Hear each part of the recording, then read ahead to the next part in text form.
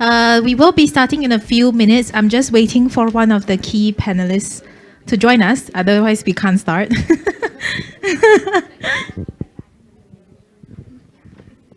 So give us a few minutes. Thank you, everyone.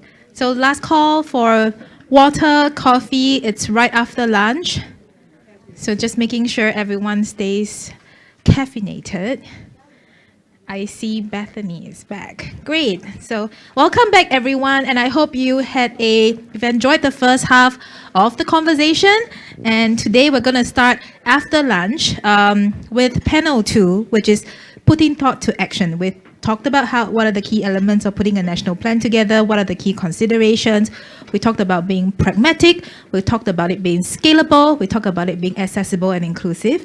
So with that, we're going to talk about what's next after you have the plan, right? So without further ado, I'd like to invite some of our esteemed speakers back as panelists. So first will be Dr. Jasmine Poo, former director of the National Hepatitis C Program Office, Ministry of Health and Welfare, Taiwan. Dr. Poo, please.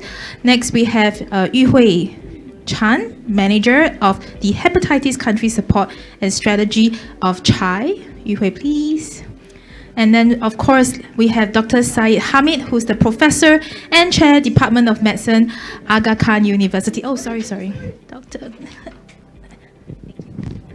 Dr. Syed, please. And we also have, last but not least, Dr. Bethany Holt, who is the Associate Director of Health System Program in Global Primary Care and Social Change, Harvard Medical School.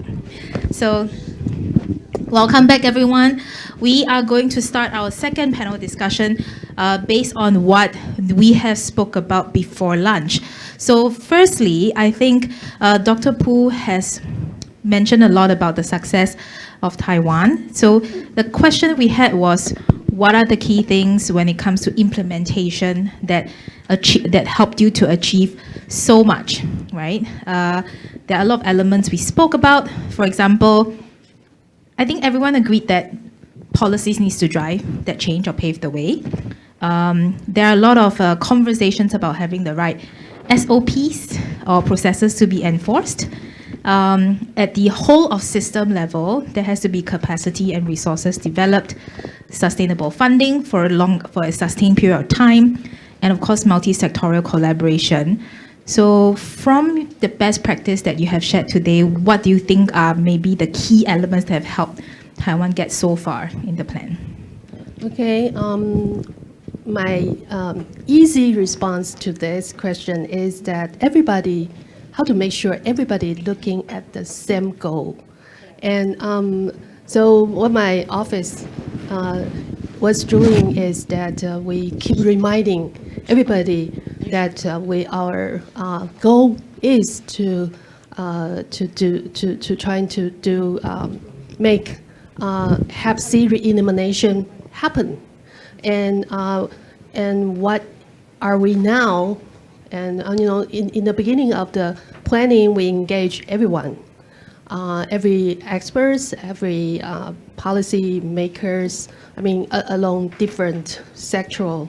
Like CDC, HPA, NHIA, and also central level and local government level. So we try to engage everyone, and we make sure everyone is on the same page, that we know this is a must, that we're trying to do this. We're trying to do it fast.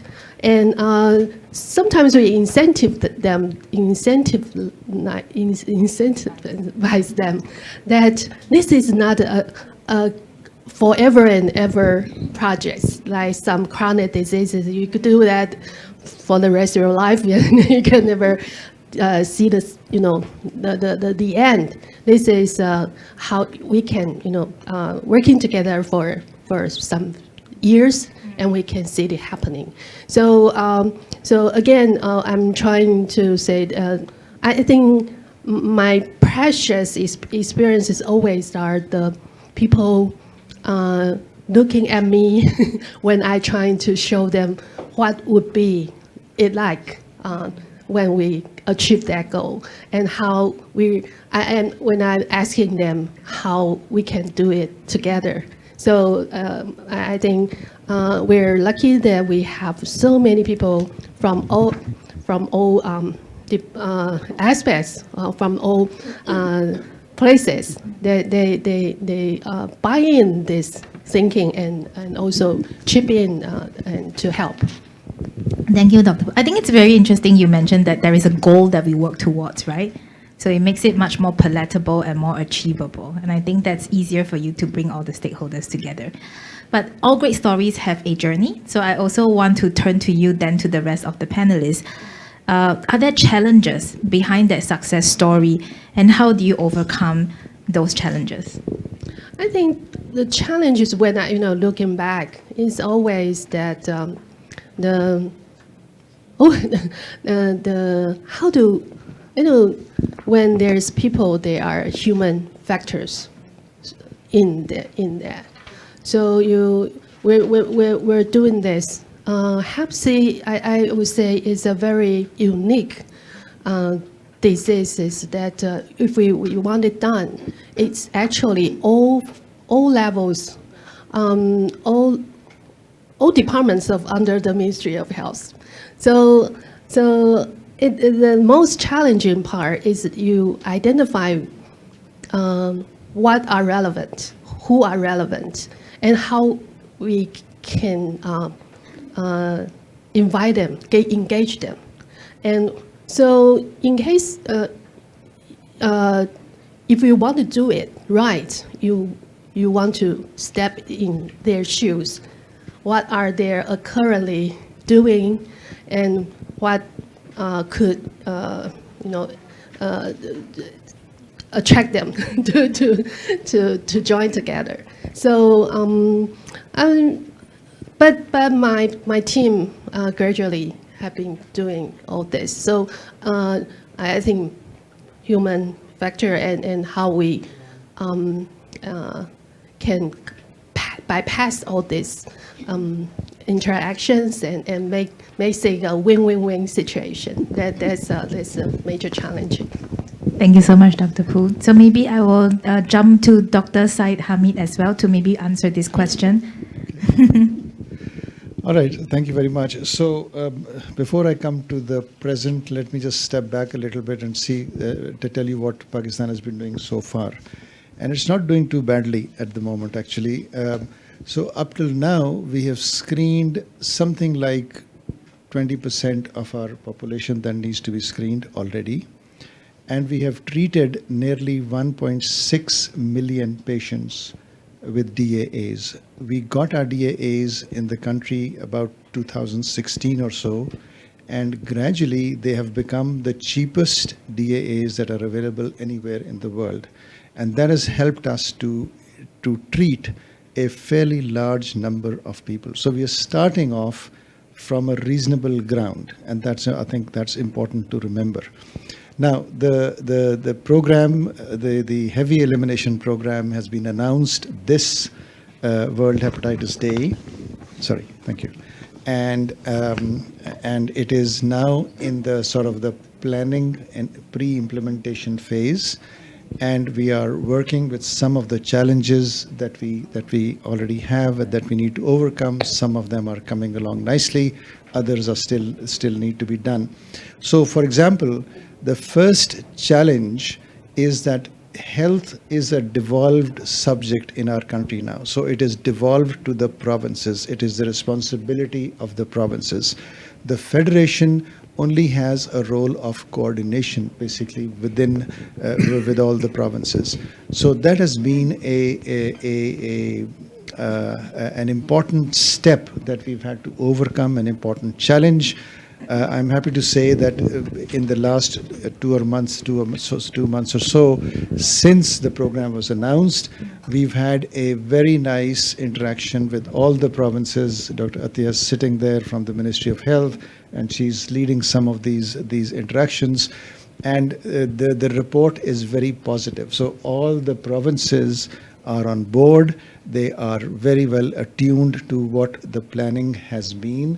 And therefore, we feel that the implementation, when it starts to happen, will go smoothly.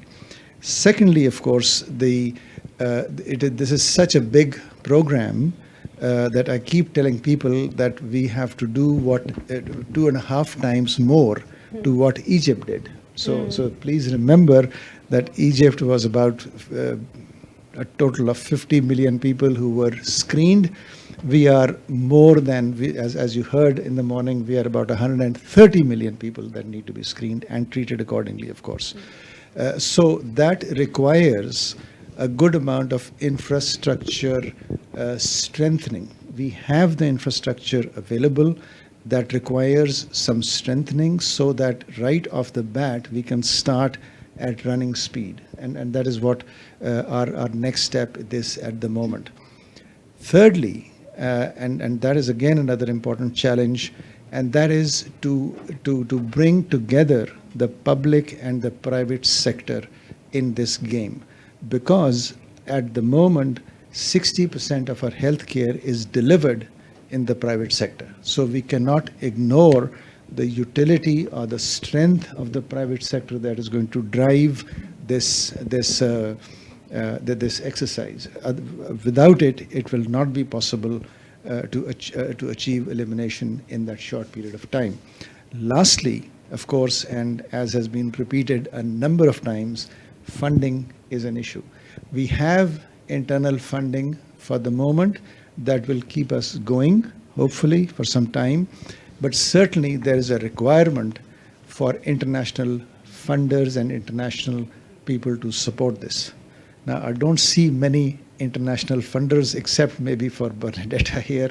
So if there was a mix of international funders here, that would be I think a very significant thing to consider, that this is a forum which will encourage international funding as we go along. Thank you. Thank you so much, Dr. Hamid. So I guess it's a good segue to pass the mic to Dr. Yes, thank you. And I agree with many of the points that Dr. Hamid's just made. I think one really important aspect of implementing national plans that's often overlooked is the systems and the policies at that subnational level, especially in places like Pakistan, like Vietnam, the Philippines, where we work, where provincial and district authorities are responsible for the implementation of many health programs. For example, in Vietnam, we heard there's been a national strategy since 2015, one of the leaders. But in terms of implementing, there's been many challenges. We work in Thai Binh province, and what we found there was that in order to enable the national strategy, which includes to decentralise hepatitis care to the primary care level, there were a number of really practical policy and systems changes that needed to happen. One of those was a system to enable specimen transfer to occur between facilities that had access to PCR testing and those that didn't, and the payment agreements that go along with that. And another example was the formal accreditation process that these facilities had to go through in order to be eligible to receive the social health insurance payments that were already in place in the policy. So it was only by identifying those gaps at the subnational level and helping to address those gaps that national policies can have the intended impact. I think the second thing to touch on funding and financing, as everyone has already, is that there's a real opportunity to use external funding as a catalytic mechanism, as we've heard from the Hepatitis Fund, and particularly, I think, in two ways. One is to experiment with service delivery models. Not every population, not every province will require or will respond to the same model of care. We need to innovate and iterate, and once we achieve a sustainable model that's achieving good outcomes, to cost that and to share that evidence back with the Ministries of Health, as we've said, as well, so that they can then go forward to support something that they know will work. So that's where public-private and academic partnership can be really powerful to fund those catalytic investments, to experiment, to cost, and then to support advocacy and change and improvement of those national programs and policies. Thank you so much, Bethany. And maybe Yu Hui as well. Would you like to share your thoughts? Sure, thank you. I'm really glad I'm speaking after Beth because I definitely agree on the whole financing piece. So just for those who are not as familiar, CHAI is a technical assistance partner to ministries of health, and we help to implement programs in Southeast Asia. We have a footprint in 4 countries. In our experience of implementing programs in the last decade, I would say we've observed multiple challenges, but I think all is related to one single most pressing challenge, the lack of financing. And so in the absence of having a big donor for hepatitis, what we've been doing in the countries we work in is to work on contextualized approaches to address this financing gap. And so, it really is a dual approach of catalytic financing to kickstart services, and then to also to use that kind of momentum to drive advocacy for more domestic financing, to really, have a sustainable way forward. And so a couple of country examples come to mind. The first one is Cambodia. So I think for those who are not as familiar, our CHAI's program in Cambodia started in 2017 when we supported the National HIV Program to tap into underspend from its HIV Global Fund grant allocation to launch a co-infection program. So essentially about $1.2 million were repurposed to test and treat about 42,000 of its PL-HIV cohort. And then this was done in parallel to a MSF-driven pilot that focused on simplifying hepatitis C testing and treatment algorithm down to the remote areas. And together, both of these really demonstrated that simplified, decentralized, and integrated service delivery for hepatitis C was possible in Cambodia. And then together, alongside all of that, together with partners, we worked with the Ministry of Health to really develop a investment case. So really highlighting the economic benefits that many have talked about earlier today of eliminating hepatitis C in Cambodia. And ultimately, the analysis showed that we would save $145 million over 11 years if we were to eliminate hepatitis in Cambodia versus the status quo, which was to not have a nationally coordinated government program. So that, I think, was really, once we had that analysis, we worked very closely with partners, the national focal point for hepatitis to engage with political stakeholders. And that came in the form of, organizing bilateral meetings, organizing conferences where we invited senior stakeholders from the Ministry of Economy and Finance and the Ministry of Health to really partake in those and secure their buy-in. And eventually that led to, after several years of advocacy, led to, in 2023, $1 million that was dedicated as a funding for hepatitis programming in the country. And then in 2024, this funding was again renewed. And I think that's really positive news. And, of course, we hope to have this grow over time. Another country example that comes to mind is Vietnam. So I think, we've heard a lot about Vietnam today through the various speakers, but I did want to say that I think in Vietnam it's an interesting case because we see health insurance playing a big role in the fact that 50% of DAAs, or the treatment for hepatitis C, is covered under health insurance. And then we also see the HIV program championing the co-infection cause, where they have tapped into their Global Fund underspend to treat 24,000 patients with HIV and with hepatitis C. And I think that's really impressive and really goes to show that a combination, ultimately there's not going to be a one-size-fits-all approach for financing, and governments really have to, unfortunately, take on the burden of being creative and to integrate sources of funding where there is available, and then think about how we can integrate it in the most sustainable way to galvanize more change and to drive the momentum in the country in a way that's most sustainable. So yeah, I would say that that's kind of the experience that I am happy to share, that I hope we can continue to learn from as well. Thank you. Can I just build up on this? So there are major international funders also now hopefully trying to get into the hepatitis area. For example, Unitaid would treat people who are injection drug users, do not have HIV but have HCV, and you can get money from them to treat hepatitis C folks.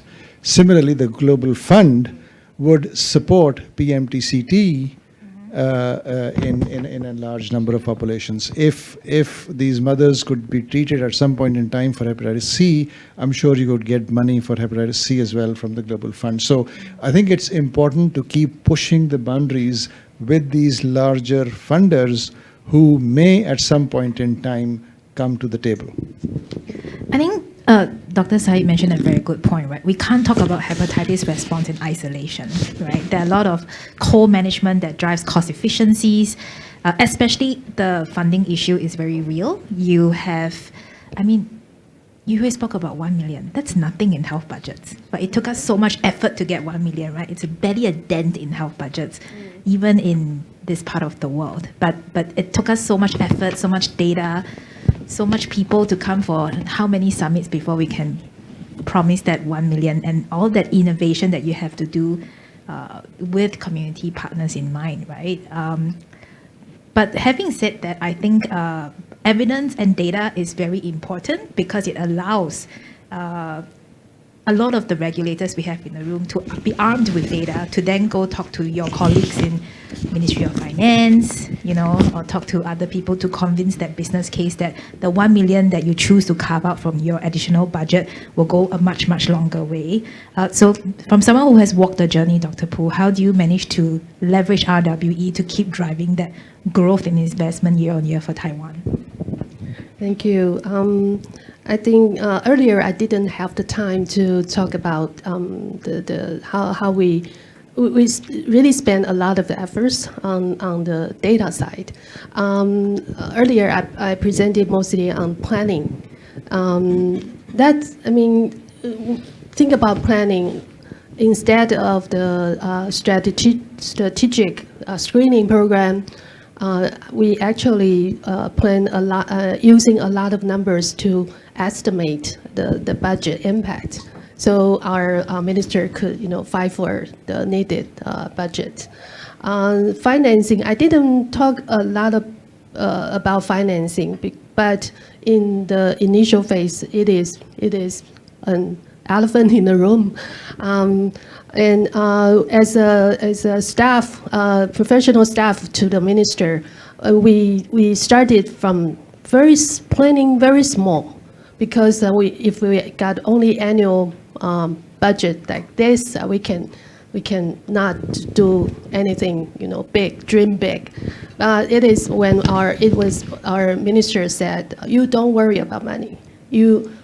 Let me worry about money. You do the grand plan for me." So then we started to dream big, and from that. But in order to support our minister, we need to have all this data for him to talk to the people who could allocate the data, the money for us. That's one thing. And other thing is that actually we started all the data linkage I just presented earlier, is that we really started from a registry, a DAA treatment registry. Before this registry, NHIA, our National Health Insurance Administration, didn't do any patient registry, but until this. In the beginning, it was designed to, a quota control, because the first year, it was only 8,000 patients only have these budgets.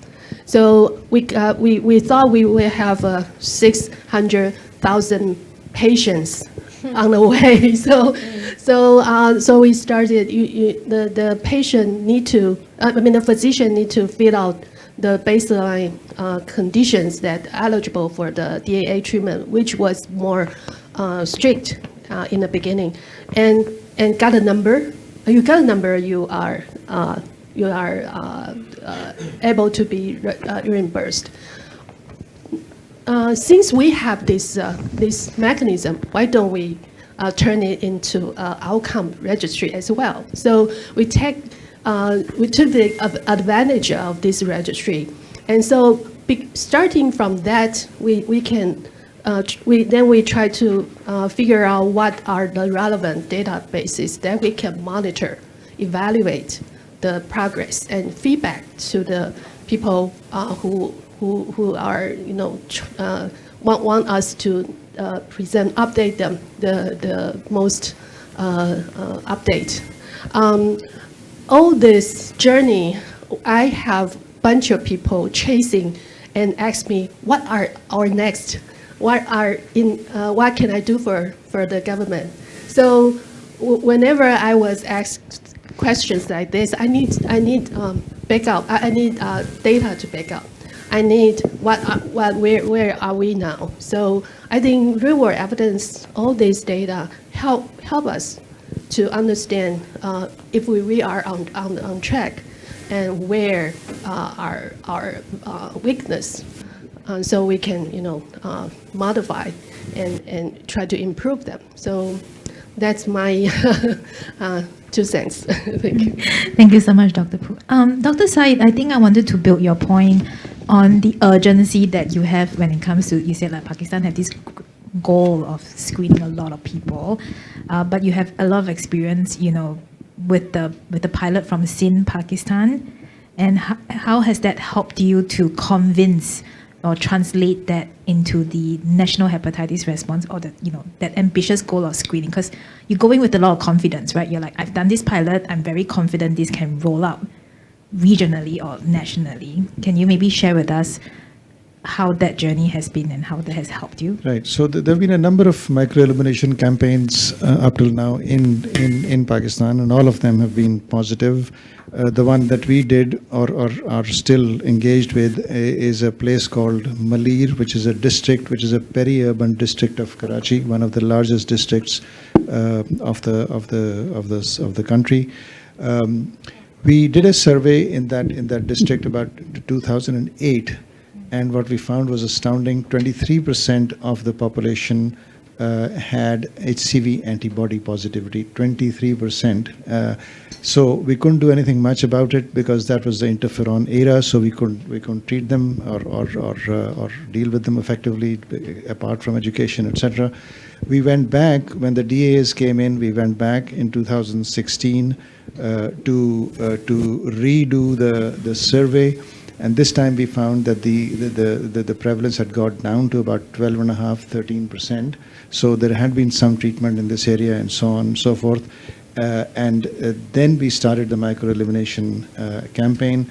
We now see, we then measured incidence. We did a year's survey of that, and the incidence was only, thankfully, 0.6%. So hopefully this community is not transmitting the infection now amongst themselves as they used to previously. So I think that has been a positive point.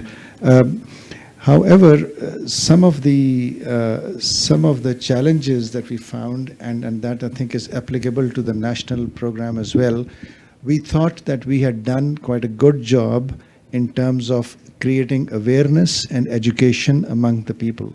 We were surprised when we went into these communities and we knocked at people's doors that they would turn out their teams to say, nobody's ill or sick in this house, go away, you're wasting your time. We don't need any testing or something like that. So one had to convince them, of course, that the reason for testing is not to save your life today, but to save it 10 years or 15 years later. And that was a hard message to take through. So the lesson that we learned was initially that a massive screening, a massive education and awareness campaign really needs to precede anything that we're going to do. And so that is now very much part of our elimination program that we are starting. We will start with a big one. The second thing that was a lesson was the involvement of the local community leaders, and by these community leaders I mean what we call union councillors, who were elected members but part of the community, from the same community. So any household that gave us some resistance, all we had to do is give a call to the union councillor. He or she would be there. In most cases, he would be there in about 10 minutes, and in the next 20 minutes would be able to convince the family for us to get in and screen these people. So I think the community involvement was extremely important, the role of the leaders. And finally, I think one needs to earn the trust of the community. We've been there in that microelimination environment for now 4 or 5 years. Everybody knows our team now in that area, and if we have to do any supplementary demonstration project, we really have no issues whatsoever, and we can do this quickly. For example, a HCV self-testing program or something like that, whatever comes through, it's now very easy for us to do that. Thank you so much, Dr. Sai. Bethany and Yue, I want to ask a question. You both spoke about really innovative models of care. We spoke a lot about awareness and screening, but I want to know what are your insights when it comes to linkage to care, right? Because at the end of the day, it's making sure the communities you engage in see that benefit. So maybe can I get both of you to comment on what you see in the work you do every day? Definitely. I'm happy to go first. I think I'm preaching to the choir when I say that one of the key strategies in ensuring linkage to care is ensuring that care is available in the right place at the right time for communities, or in WHO speak, it's integrated and decentralised. Often for us at the Harvard Centre for Primary Care, we believe that integration can and should happen within routine care. Of course, we've heard and seen, and Vietnam's a great example of multiple models of care existing at once for different groups.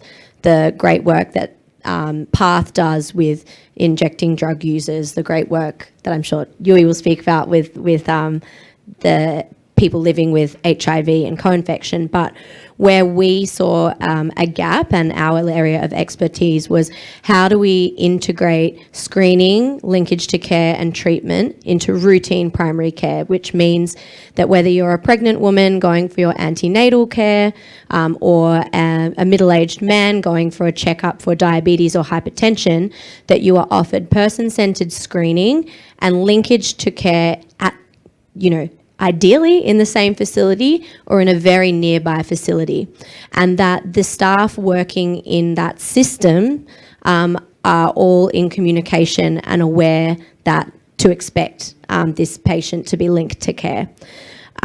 So for us, innovating strategies to ensure better linkage to care came about by first studying the patient journey. So we went through a patient journey mapping process in Vietnam and the Philippines to understand what some of the barriers were. Why would people not come and be linked to care?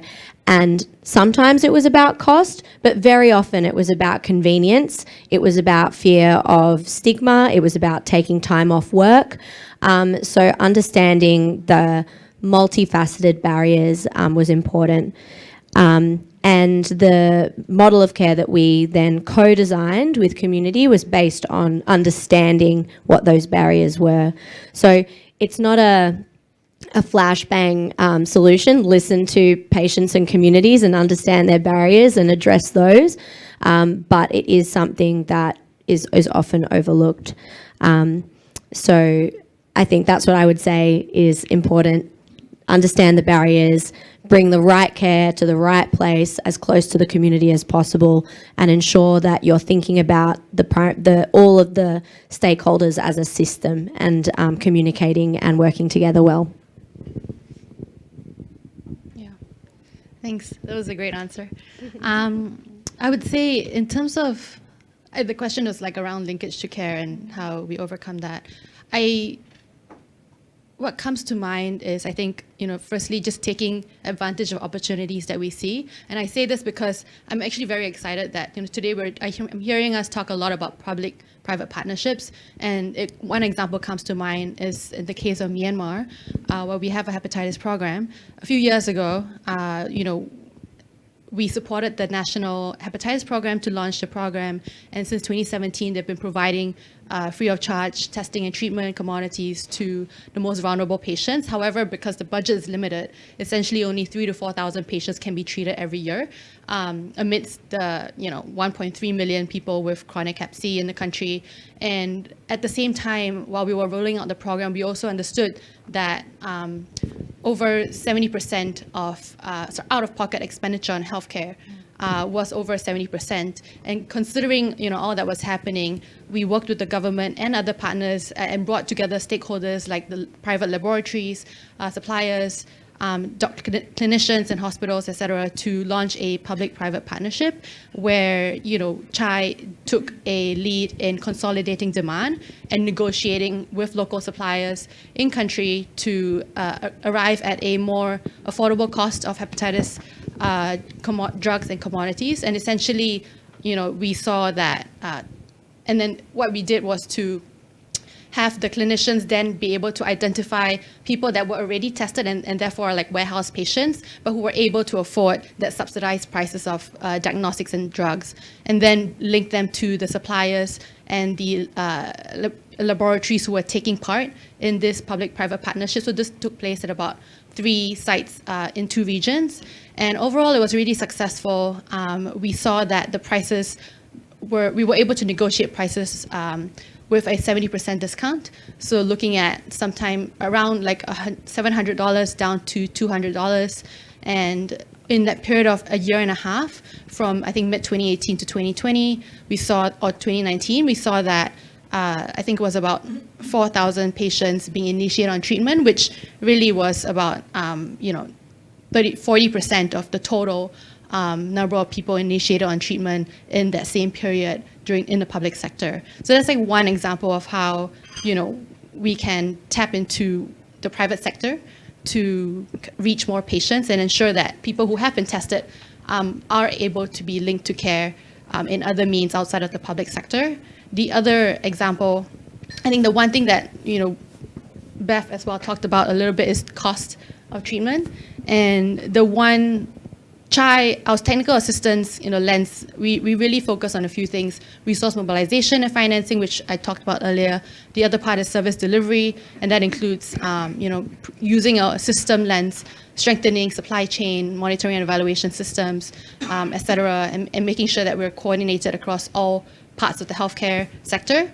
But the other part that we heavily focus on as well is market shaping. And the goal here is really to make sure that patients and countries are able to afford and access prices at the lowest cost possible, with the drugs remaining high quality.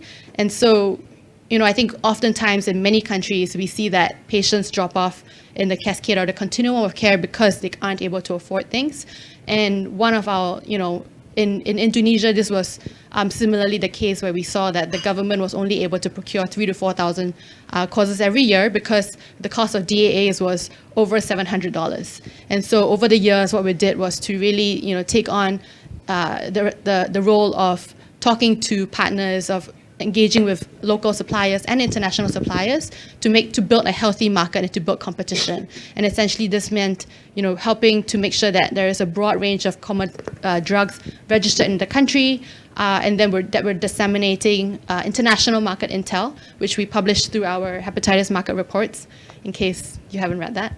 And then also working especially with civil society to make sure that the right information is out there, that people understand that actually they can access commodities for a much lower price than what the government is procuring. So, there should be an awareness campaign and really galvanizing that movement, so that all together, stakeholders then come together and is able to led to an 85% drop in prices to, I think right now, the government is procuring at just over $100, which is a huge achievement and really unlocks the potential of the same amount of funding and allow all of that additional savings to be redirected to programming, to looking into strengthening supply chain, into monitoring and evaluation systems. So I think the whole linkage to care question is a very nuanced and comprehensive, and everything falls under that bucket. But these are just some examples that come to mind. Thank you. I think it's very interesting because what I think my personal takeaway is, you're saying the sustainability angle has to be viable for everyone in the room. It's not for the key person or the key stakeholder that's driving it, in order to ensure that the system responds to the person, so we can, bring the benefits to the population. Everybody in the room must feel that we can continue to contribute, and there's room for us to contribute to it, right? I think if I'm getting your summary correct. Yeah, but I want to have the opportunity to open a question to the floor, because we've not done that in the first panel. So I want to be fair. First panel we do online, second panel we'll do in person. So I just want to check whether anyone has any questions. Mihail, okay, sorry, just give me 1 minute. Can I just grab a mic, sorry? Thank you.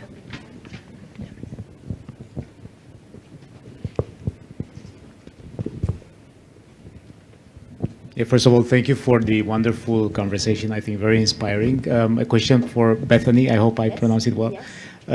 You mentioned this opportunity for you guys to actually contribute to scalability of different projects where we try to have the patient journey end to end, right?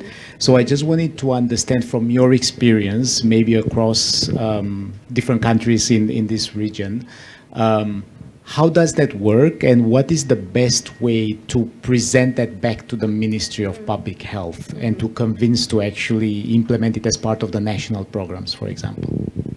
Thank you so much for that question, which I interpret as, what do we need to think about at the beginning in order to have the best chance of scaling these successful models of care? I think there's a few factors.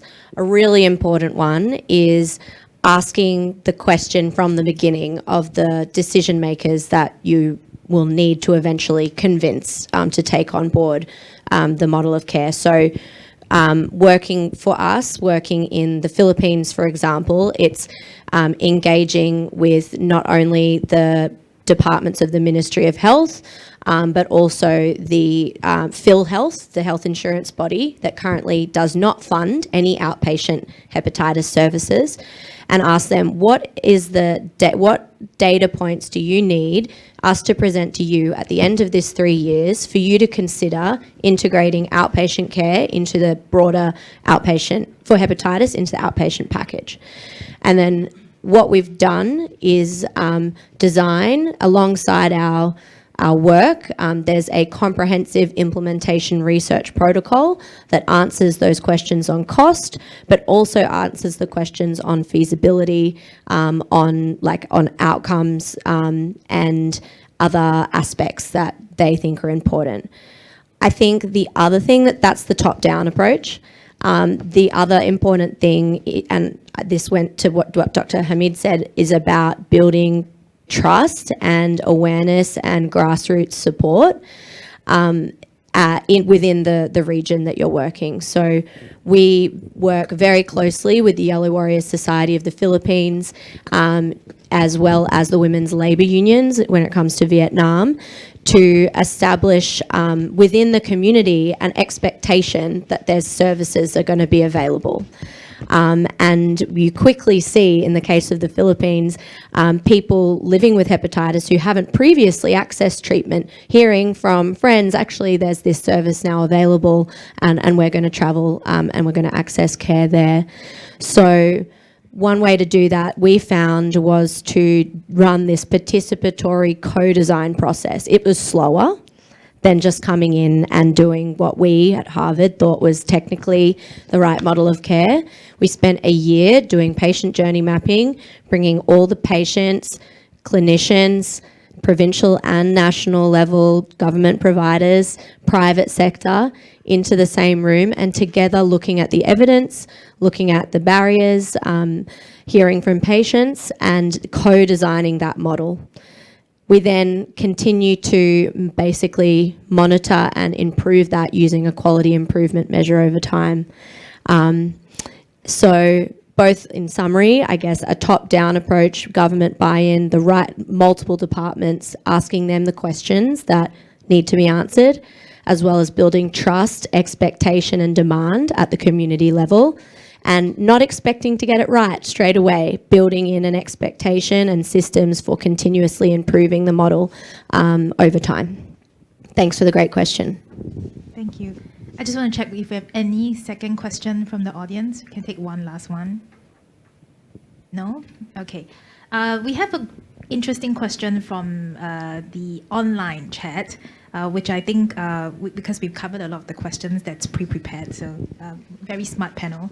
No credit to me. So I thought maybe this will be a great question to pose as a closing question. If there are insufficient funds, how can we still achieve hepatitis elimination by 2030? Does anyone want to start first? Wisest. So what we are trying to do in our elimination program that we're starting, and I think that is very important, is to have at least one early success, right? And what we are aiming for is, out of the 6 provinces that we have, one province, the northernmost province, has a population of only 1.7 million people. Although the terrain is very difficult because it's all mountainous and so on and so forth, but it would be it would take very little time, hopefully, to screen all those eligible out of 1.7, maybe 1.4 million. If you're screening 12 plus, would be eligible, and of those that need treatment would be a smaller number. So we are hoping that if we can achieve that early success, that would be a catalyst for further funding to come in, and that is something that we can show to our funders, potential international funders. The other thing that we have engaged in lately as a university, we've engaged with an organization which is called Nayi Zindagi, which is literally translated into what is New Life. And this is an organization which deals with PWIDs who have HIV or don't have HIV. A year ago or so, they started to screen these patients for hepatitis C. And what they found, and we found it previously as well, 30% of these PWIDs were HCV positive. And if they were HIV positive as well, 90% of them were also co-infected with HCV. So in collaboration with them, we started to treat those hepatitis C positive PWIDs, either with or without HIV. And the surprising thing for me, the most surprising thing was that we achieved 90% compliance, 95% compliance, in fact, where we thought that the majority of these people will just run away after some time and not complete their treatment. So we achieved 95% compliance, and we achieved 85% cure rate, for now at least. So that's been a very positive. So I think these are positive examples that we need to bring out to then request or hope for further funding. Thank you so much, Dr. Jasmine. Do you have any? Yes, in Taiwan's situation, if there's not enough funding, and I will look into the where are the deficit. If it's a treatment part, and then there comes an opportunity for the NHIA, our National Health Insurance, to have some deal with the companies that may, there's us working together to make it real. If it is more like a screening, diagnosis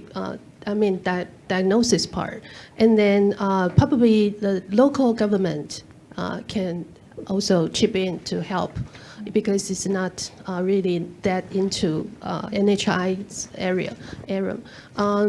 If it's still not enough, then we'll call for public-private partnership to jump in to cooperate. With all these efforts, if they're not still happens, and I would think, oh, we did everything we can. So we aim for that best, but at least we do whatever we can, that we got 80% of our things done, things like that. So that's my answer. Thank you, Dr. Poo. Well, 75% is public health goals, right? So you exceeded by 5%. You overhit your KPI. Yeah. Yue, you spoke a lot about financing, so I thought I'd love to hear your take. What if Yeah. funding's not on the table? Thanks. That's a good question, whoever asked it online. I think my short answer is start somewhere. And I believe, this is quite a straightforward answer. I really like what you highlighted, Dr. Said, on I guess going for the low-hanging fruit. I think sometimes, and making sure there's a success story, I think sometimes elimination as a word can be daunting. Like, it's a huge goal, and I think we do need to break it down. And I think linking it back to what Jade and Roberta discussed in the first panel, prioritization in the National Action Plan, right? And I think that process in itself will really help. And then tying it to putting a detailed costing down and then a budget, I think that will really help kind of determine what is the most important things and areas to start with. So splitting up the country by, various populations, by geographical areas, by any, various metrics, and then aiming for micro-elimination. And then using that story to really galvanize change across other parts. And I would say that that's kind of where, just because something is I guess the whole issue is daunting doesn't mean that someone can't take the first step. And I think it surprises you when you bring multiple stakeholders and partners together and then just have an open discussion about, this is a problem, what can each of us bring to the table, what can each of us do? And then, that's the beginning of a journey towards elimination already. The final word. It would be remiss if I didn't emphasize, I think, that investing in primary healthcare and strong primary care systems is where you're going to find the biggest bang for your buck with not only hepatitis, but with many conditions. And I think if there's insufficient disease-specific funding coming for hepatitis, integrating and demonstrating how hepatitis can be managed like diabetes or hypertension at the primary healthcare level, and jumping on those investments coming in to strengthen that basic building block of the health system is one really important way to go.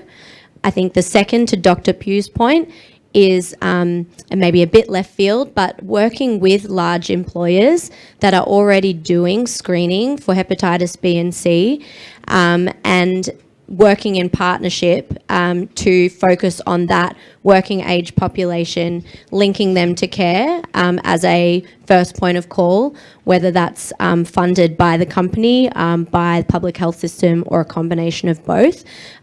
Those large employers, I think, are a really under-recognised potential partner for us in hepatitis elimination efforts, already really actively working in that space.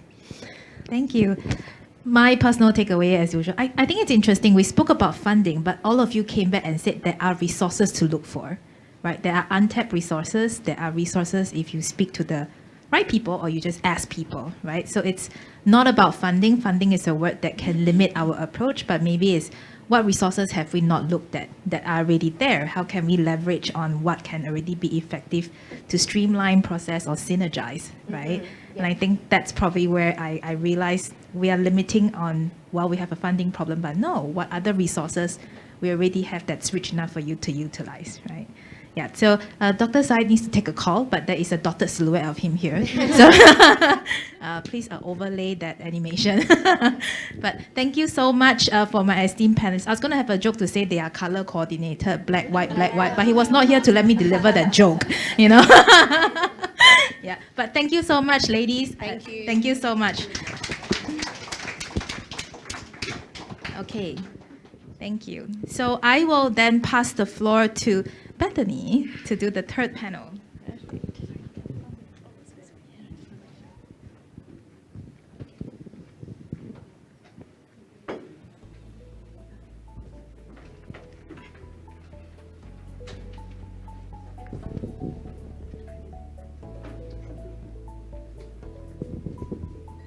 Okay, I believe this is the third and near final panel, or at least before our closing conversations. So hi everyone again, my name's Beth Holt from Harvard Medical School's Center for Primary Care, and it's my pleasure to moderate this panel on optimizing the patient journey. As we've heard, the APAC Liver Disease Alliance is an intentionally neutral platform designed to foster public-private sector dialogue, as well as elevate community voices when it comes to hepatitis elimination. Engaging people with lived experience of hepatitis is crucial to this mission. It's a moral and a practical obligation. Of course, people living with hepatitis deserve to have a say in the policies and programs that affect them, but they also can offer us very nuanced, unique, and valuable perspectives on just how to deliver services that are both effective and person-centred. For this reason, patient advocacy organisations have been part of the Alliance since its inception, and are treated and included as equal members. This panel now provides us with an opportunity to hear from 3 people with lived experience of hepatitis that I'd like to invite to the stage now. First, Ms. Diane De Silva and Mr. Chris Munoz from the Yellow Warriors Society of the Philippines. Please come and join me up here. Second and third, Mr. D. Lee of ILCM and also Inno Asia. And they will eventually be joined in conversation by Dr. Saeed Hamid, who you just met, who will be able to offer his clinical perspective, managing many, many patients with liver disease, as well as overseeing the recent update to WHO hepatitis B treatment guidelines. So, it's with great pleasure. I'd like to kick off the conversation a little bit differently and hear from Miss Diane a little about her story living with hepatitis. Hello. Good afternoon, everyone. My name is Diane De Silva from the Philippines.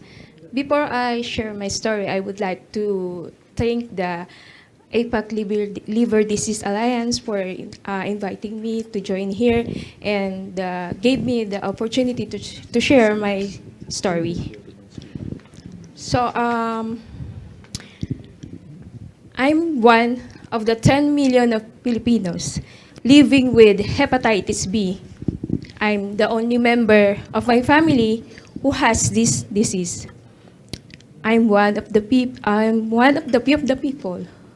who has courage to share it into public. Because in the Philippines, to live with hepatitis B is to live with confusion, anxiety, and isolation. I first learned that I had hepatitis B when I was 18 years old. Because of the workplace screening, the nurse told me that there was no cure and I would be declared unfit to work. I was devastated because I needed the job to support my college. So I fought to show that I was healthy. I had no symptoms. And thankfully, I got hired. The same is not the case with many Filipinos. It wasn't until 10 years later when I had my second child, I visit a gastroenterologist. Even then, I was afraid, too shy to ask the doctor the things like, how long do I have to live? Will my husband leave me if he finds out that I have this? They pushed me away for a time, making me feel isolated and stigmatized. Back then, I thought to myself, it's not the disease will kill me, but the discrimination. So I read on Google, and then I found the Yellow Warriors Society of the Philippines. Through them, they gave hope to continue, and then they gave us hope. And then the most important was the emotional and social support that up until this point I never received. not from my doctors, not from my family, who themselves misinformed about the hepatitis B as I was. After joining the Yellow Wire Society of the Philippines, I no longer felt alone. It gives me hope for my future, learning that there are effective treatments and the people I love can get protected through vaccination. They gave me strength to go back to my family and to my husband. And now, to stand in front of you today, I'm proudly share my story. It devastates me to know that there are still many others out there who think that hepatitis B would end their life, just what I did. But I also know with the correct information, support, and connection to others, we can empower those missing millions to continue their lives and fulfill their lives. And that is why I joined the Yellow Wire Society of the Philippines. Together, we can fight for the better access to treatment and testing and protection for our basic human rights. And most of all, the compassion and acceptance from our communities. So I ask you, will you see us? Can you hear us? Do you have courage to stand with us and stay with us? Once again, my name is Diane De Silva from the Philippines. Mabuhay. Thank you.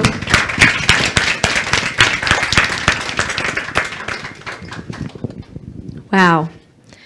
What a way to start the conversation, and thank you, Diane, for your courage in sharing the challenges socially, medically, and it's very inspiring to have you here with us today. Thank you. My first question, I guess, to follow on from some of those themes we heard about stigma and discrimination is to Chris. You must have heard many stories like Diane's, being a long-time advisor to the Yellow Warriors of the Philippines.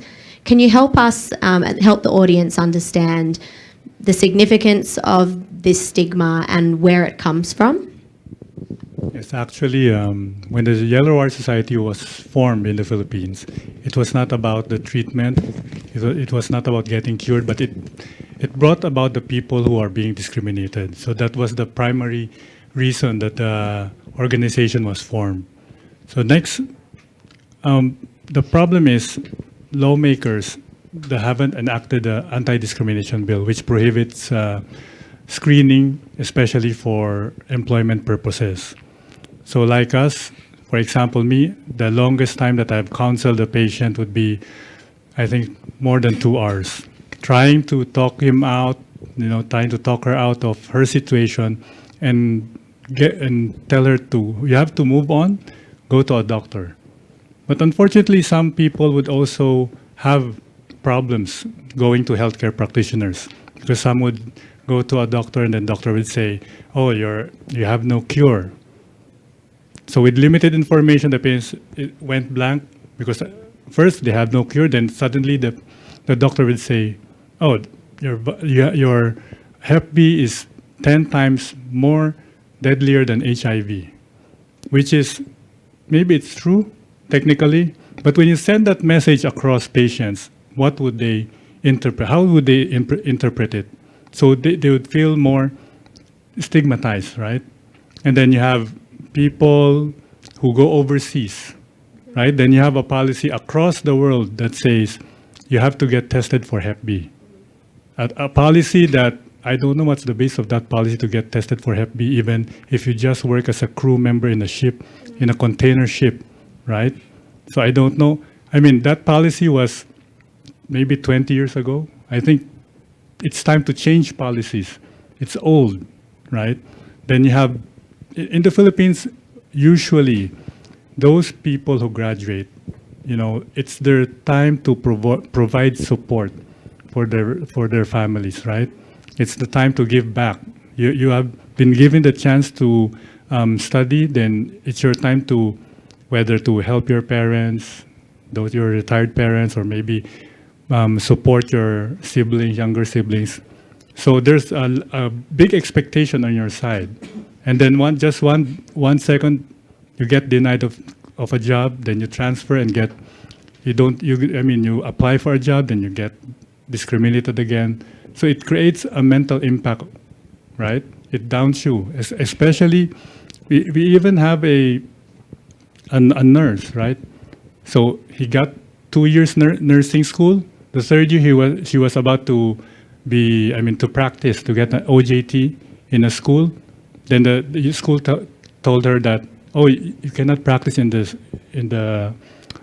what do you call it, in the hospital. You have to transfer. So we talked to it's a public school, it's a government school. We talked to the administrator, said, oh, that's fine, she can continue her studies. But after 2 months, she transferred because there was pressure on her. On her. So that's how, realistically, the stigma and discrimination affects people living with Hep B, especially in the Philippines. Thank you so much, Chris. I'd love to hear from you, Dee, as well. Are there themes from what Diane and Chris have shared that show up in your own story? What are some of the social challenges you see facing your communities? The story Diana just shared totally echoes to my previous experience.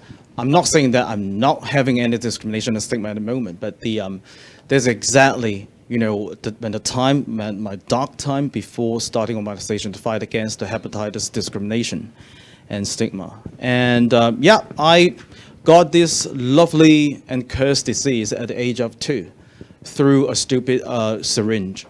Allergenic, infection. So for me, I was well protected by my teacher until I have to fill in my major during my examination to go through the university. It's 33% of the major that I'm not allowed to choose. And when I go to apply for a job, it's a very good job, and it's well paid in a big supply chain manufacturing factory with 50,000 people. But I have to fake my blood test. But before faking my blood test, I tried to drink a liter of vodka, Chinese vodka, to lower my viral load. And I've tried to pay around, how much is it going to be? 170 US dollars to have a speedy, HEPB-free traditional Chinese medicine cure. Of course, none of them works. But at the end of the day, I have to ask my friend, hey, can you come over here and to do the blood test for me? I need a job desperately. He's such a great guy, and I got a job. But when I go to the factory, my job, interestingly, as a PR manager, I have to group the people living with hepatitis, the workers, to sit in the same table with a sticking point, with a flag saying that HEP table, that you're not allowed to eat with anybody else.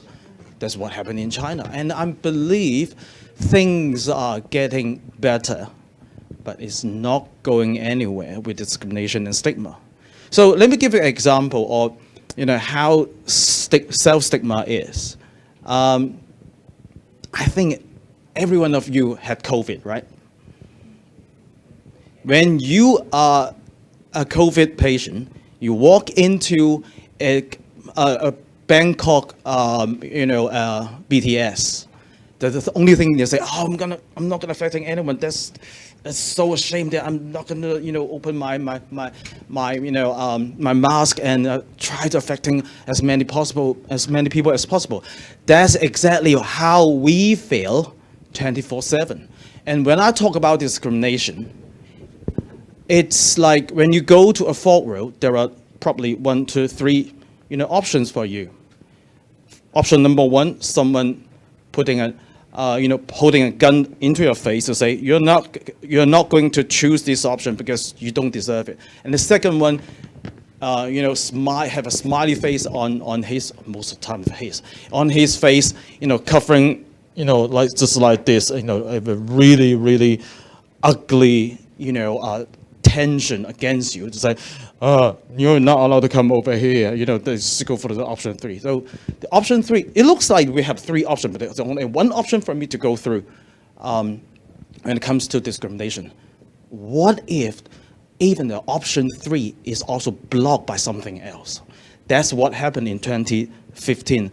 A young university student, I don't want to mention her name, it makes me cry most of the time. She was, sent to isolated, let's say I don't think it's even a room, but it's an empty space for her to stay there for 6 months because she was tested positive, hepatitis B. So she used the last bunch of her cash to buy the clothes around her, to kill herself by CO2. That's what happened, and it happens all the time. Yesterday, I just got a new case through our hotline saying that, I'm a mom that my husband and my parents-in-law wants me to get abortion because they don't think my baby is a clean one. Well, PMTCT is such a well-functioned cure. How the hell you're not doing things like this? But yeah.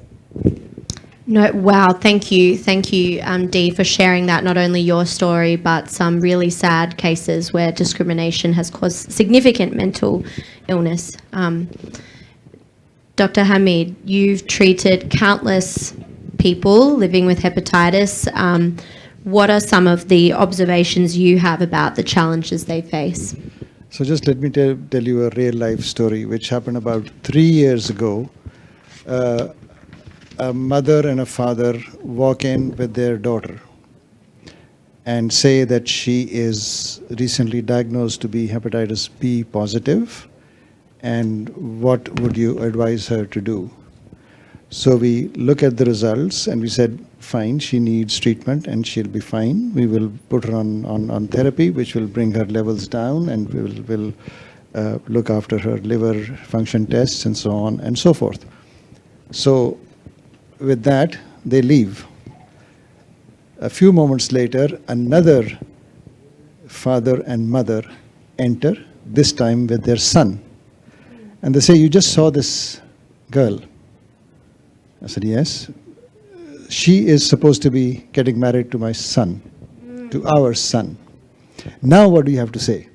I said, I have nothing to say. I have, first of all, I'm not entitled to give an opinion on this, but I have nothing to say. I have given advice to the daughter, and my advice to you is that nothing is going to happen if your son marries the girl. I could not follow up to figure out whether that marriage ever took place, but my suspicion is that it did not take place. So that's our situation in Pakistan at the moment. We were just discussing at lunch that we do not have good policies in our country on stigmatization, and I think we should develop those. Again, I would request Dr. Athiya, who's a senior director in the Ministry of Health, to look at this and see if we can at least develop a national policy. We cannot do anything about the international policies of people not being or refused visas for Middle East jobs and so on and so forth, but at least we can do something about our national scenario that people are not discriminated against. So. Thank you for sharing those stories. And indeed, as we heard from Dr. Trang in Vietnam, there's some important precedents when you look at the HIV response of policies being put in place that do protect people's basic human rights. And that policy-based response is an important one. But we've also heard in glimpses, and I'd love to expand upon now, the role that peer advocacy and peer support organisations play in combating some of these challenges. So first, Diane, can you tell us a little bit more about Yellow Warriors Society of the Philippines and how you directly support people living with hepatitis? Thank you for that question. The Yellow Wire Society of the Philippines is a national patient organization of hepatitis B and C patients and advocates. We started out as an online group in year 2007. The society became a virtual venue for the hepatitis patients to share and motivate the patients and inspire the patients and their families to continue their lives in spite of this disease. Then, in year 2010, the YWSP formally became a non-government organization. The society gives a voice for the many hepatitis B and C patients whose voices are otherwise gone unheard. And we have 6 main goals. One is the psychosocial support. Example is we do meet, greet, and share in the communities with the patients and members so that the members will feel that they have a family and then they are not alone to fight this disease. We gather also a yearly World Hepatitis event. 2 is the promoting the awareness and prevention. We publicly distribute correct information about hepatitis B and C virus, not only in the community, but also in the social media platforms. And then 3, the navigating the patient. We help them to communicate with their healthcare providers, what is the nearest healthcare facility that they can access. And then 4, the advocating the free hospitalization and cheap medicine and treatments. And then 5, we support the patients to fight for their right. We support them to file a case if they experience discrimination in their workplace. 6, we support the research in clinical studies that the same as goal as Yellow Wire Society of the Philippines. Our organization has core values.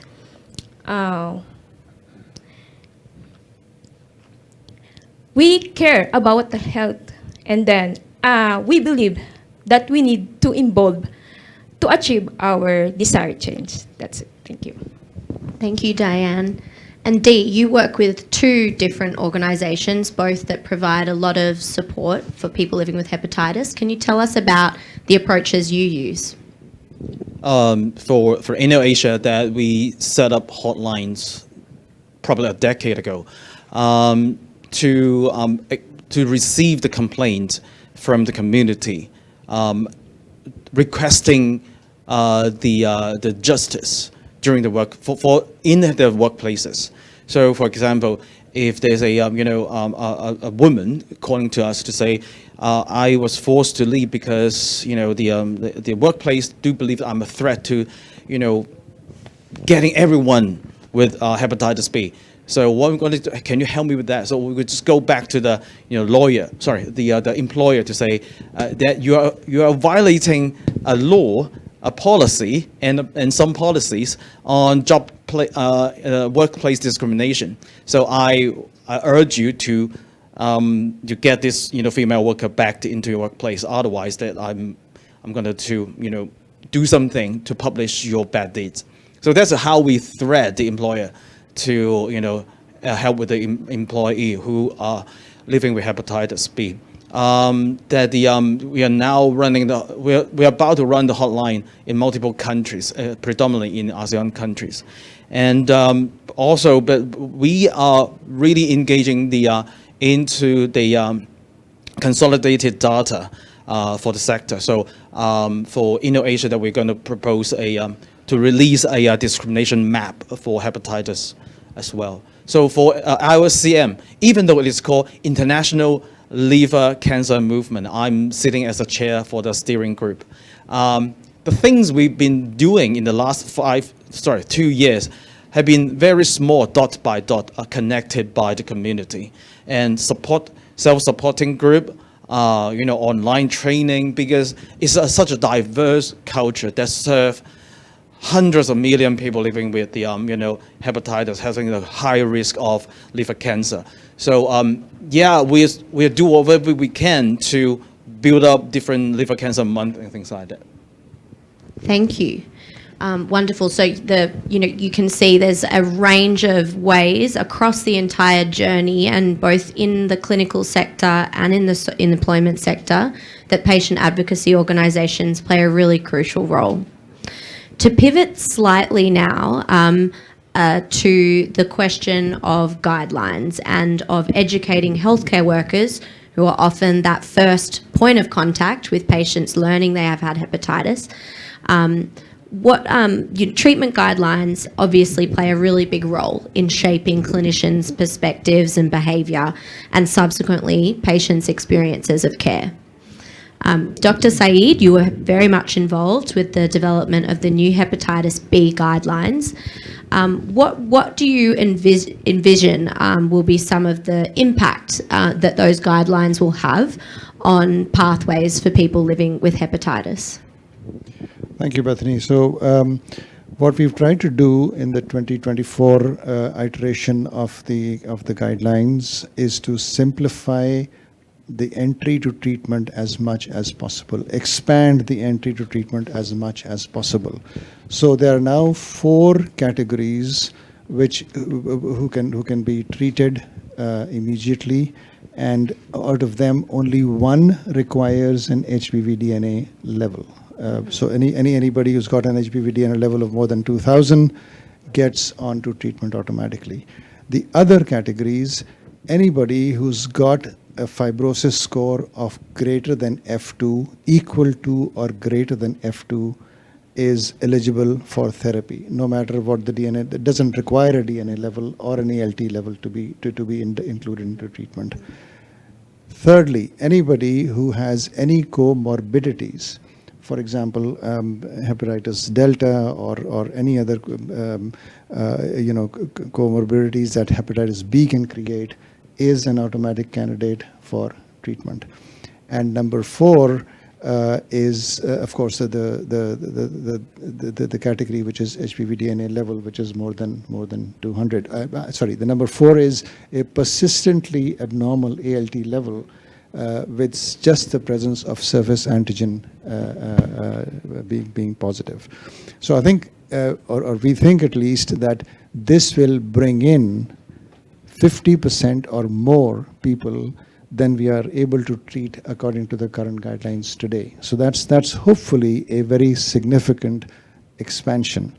Of course, we couldn't move to a surface antigen positive treat all for now, but I know that there is a significant pressure from the hepatitis B community to do that. Eventually, I think once we get a little bit more data and evidence to it, we might be able to move towards a treat-all proposition, but not just yet, unfortunately. Having said that, more than 50% coming into treatment, I think, is a significant advance. Secondly, just to focus on the PMTCT part. So we've tried to strengthen this as much as possible.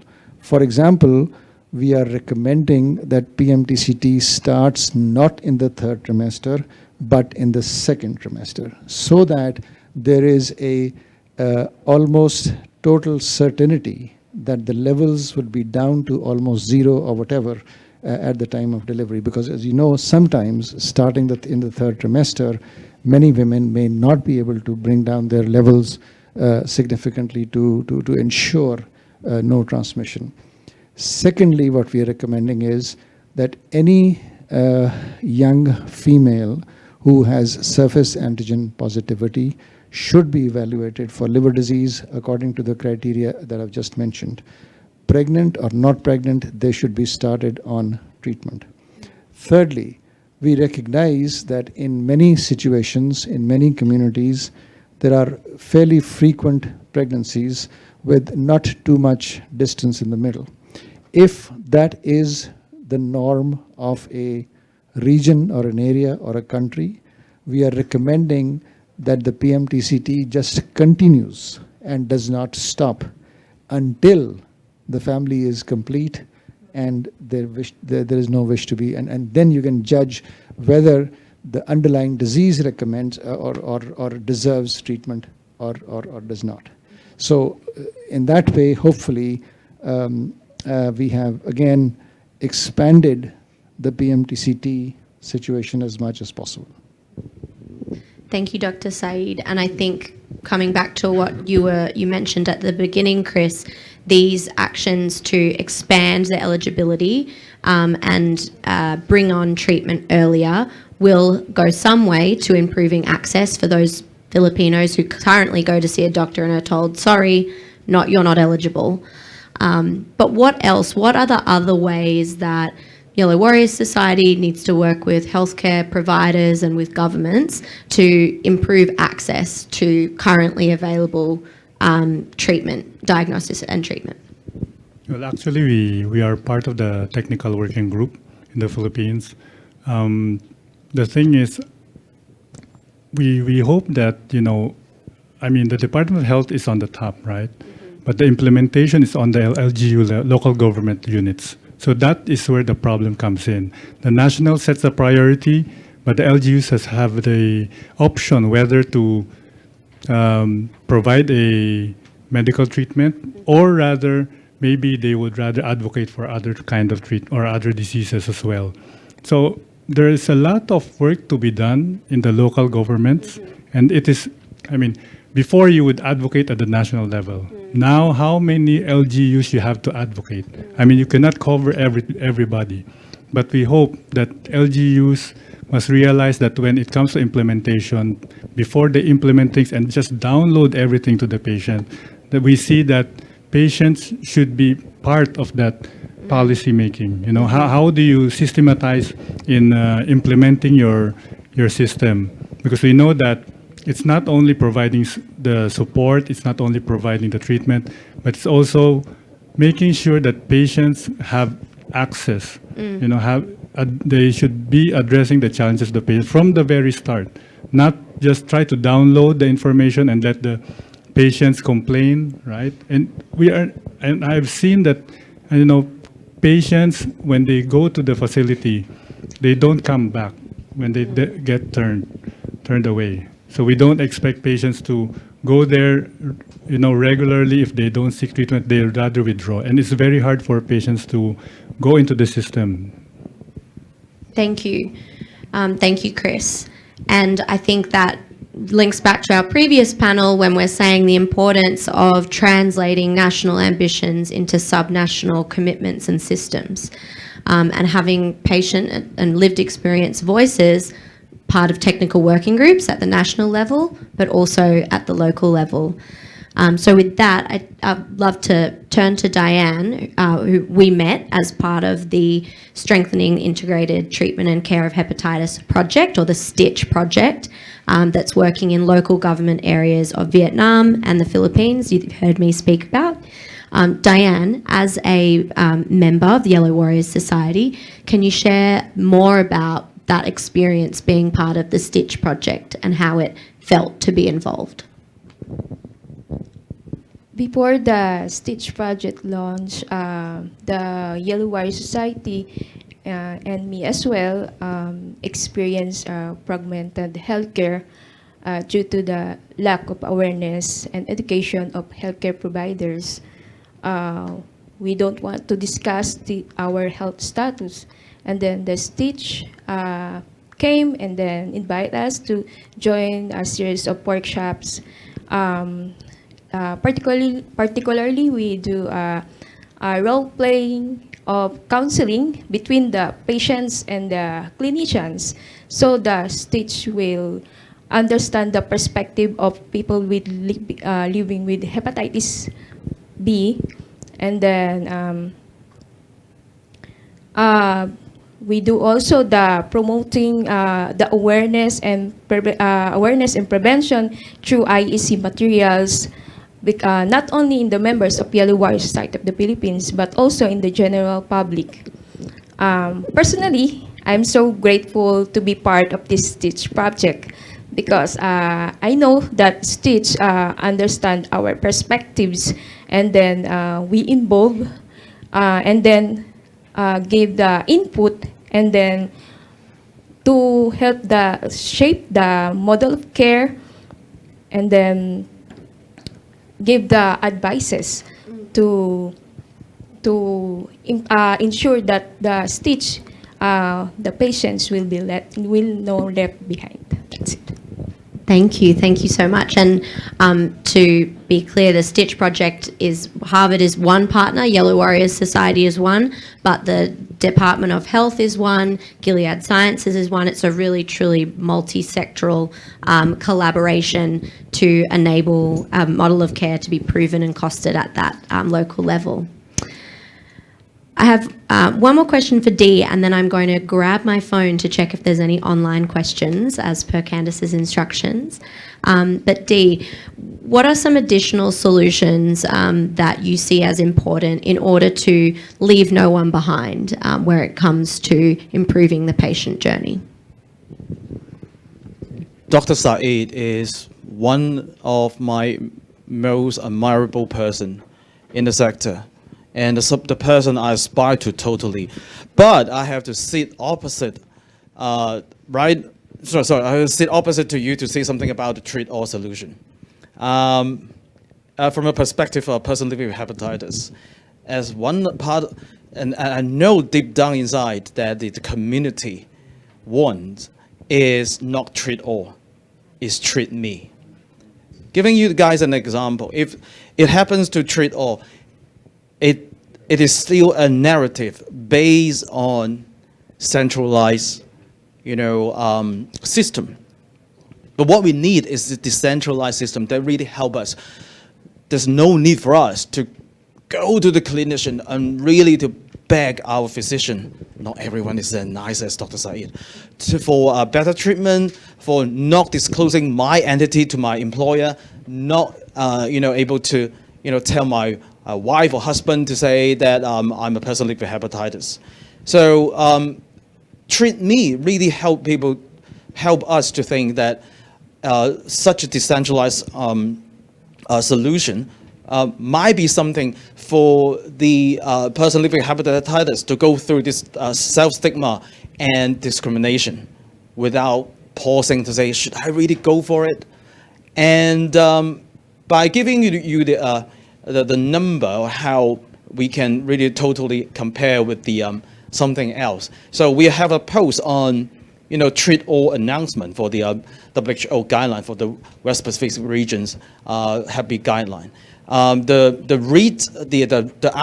reach is around, let me think, 2,000 something reads. There really means 2,000 people read such a post about treat all. So most of that really give you the emoji after reading the news is almost like, all right, okay, fine, okay, treat all, okay, good. It's like almost like how am I going to say, Uncle Roger to say nice, good. But when it comes down to functional cure, guess the number of the reads. 50,000 reads. It's also on the daily basis rolling and rolling.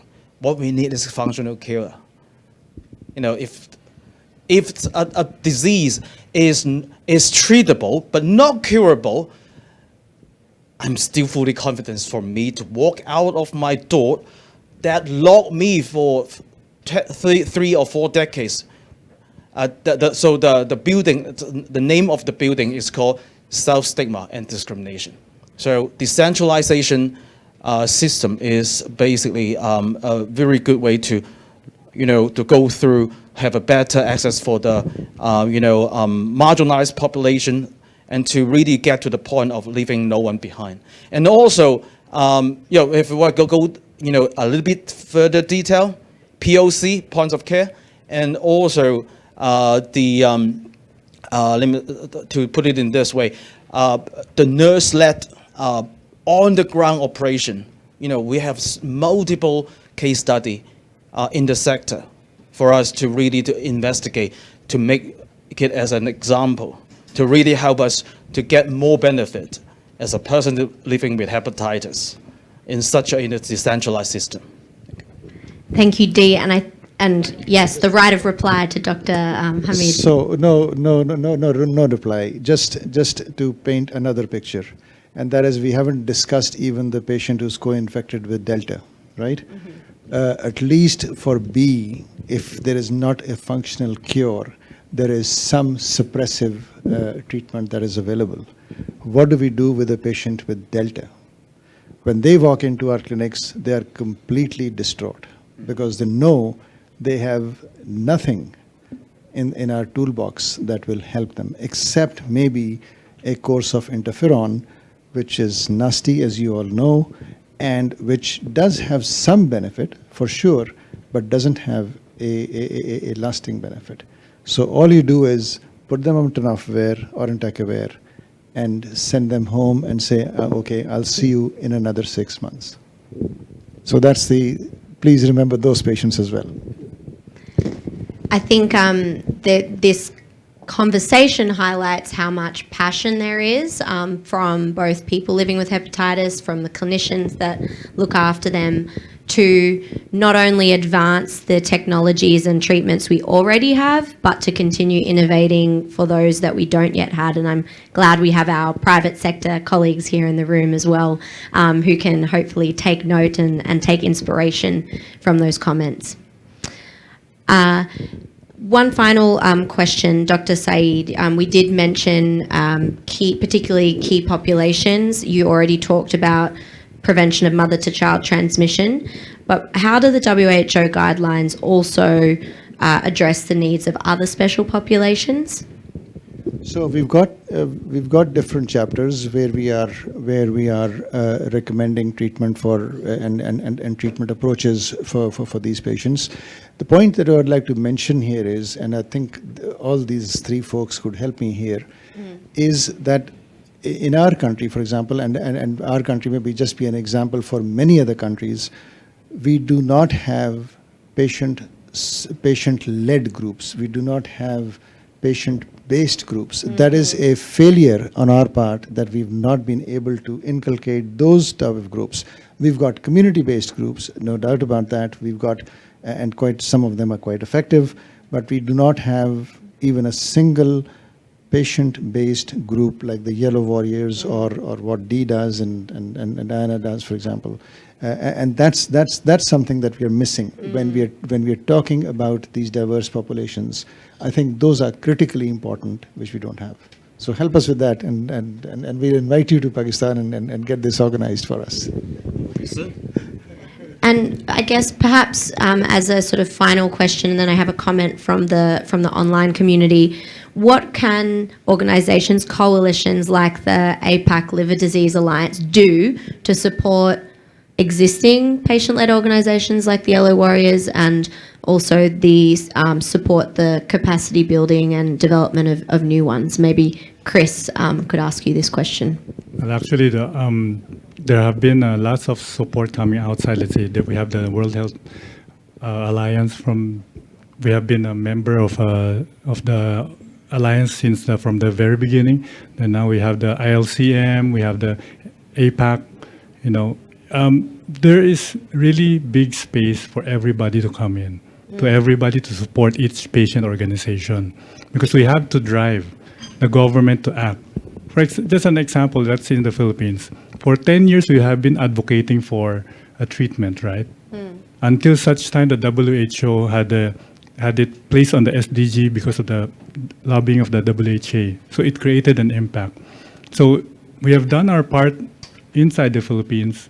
So we need support outside the Philippines. So we need everybody, to download everything and keep on the pressure to the government to make them act, right? That it's time to act. If we don't, you can have lots of paper, you have lots of publications, but until such time that you really act and do your work, there would be no impact on the community. Thank you, Chris. And I think that's a call to action that would be great to finish on. One more encouraging comment I have from the online community, particularly for Chris and Diane, this isn't a question, but this person says, I want to say thank you all, the doctors, the scientists, every agency and other stakeholders, the Yellow Warriors Society of the Philippines, Miss Diane De Silva and Chris Munoz for your bravery and your help with us. Being a hepatitis B patient is not easy mentally, physically, emotionally. And I want to thank you all. I hope that in 2030 there will be no more hepatitis B, or at least the burden of it will be lessened. Once again, thank you. So I think that might be a nice note for us to finish on, unless there's any more questions from the room. Priyank.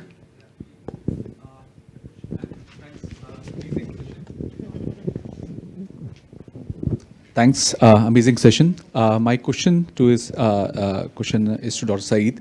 Like the hepatitis B, do you see any merits in having something similar for hepatitis C, given the constraints of patient loss to follow up and so on and so forth, and as a constraint to starting of treatment?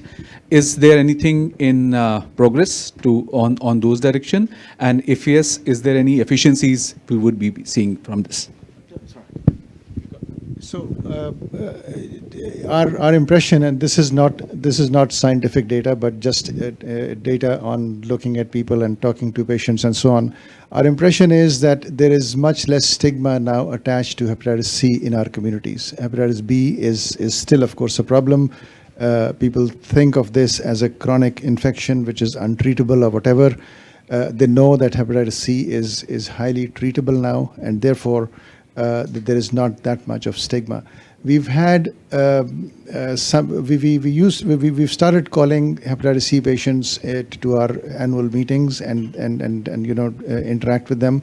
We've had a sitting lady senator stand up in our meeting and say that she has been infected with hepatitis B. She's now treated and she's cured, and she's now urging other people to get treated. So for a female sitting senator, politician to get up in a public seminar and say this is a big deal.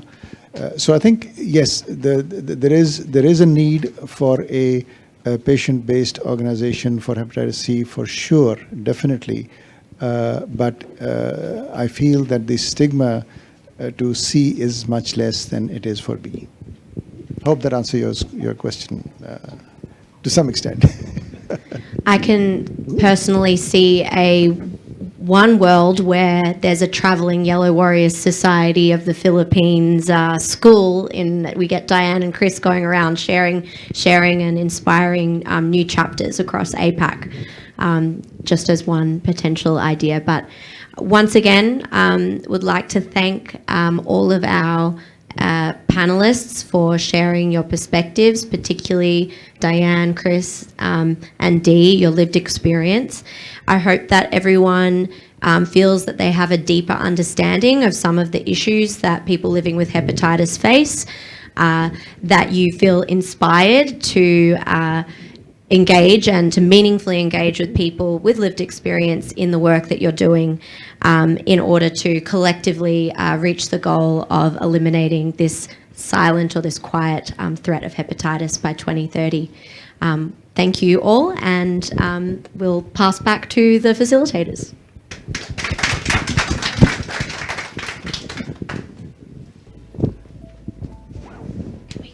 Can we get a photo, the five of us?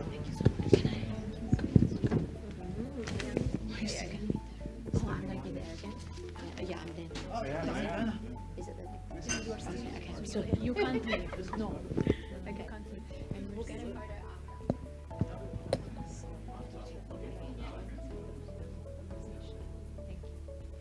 Make sure you come back.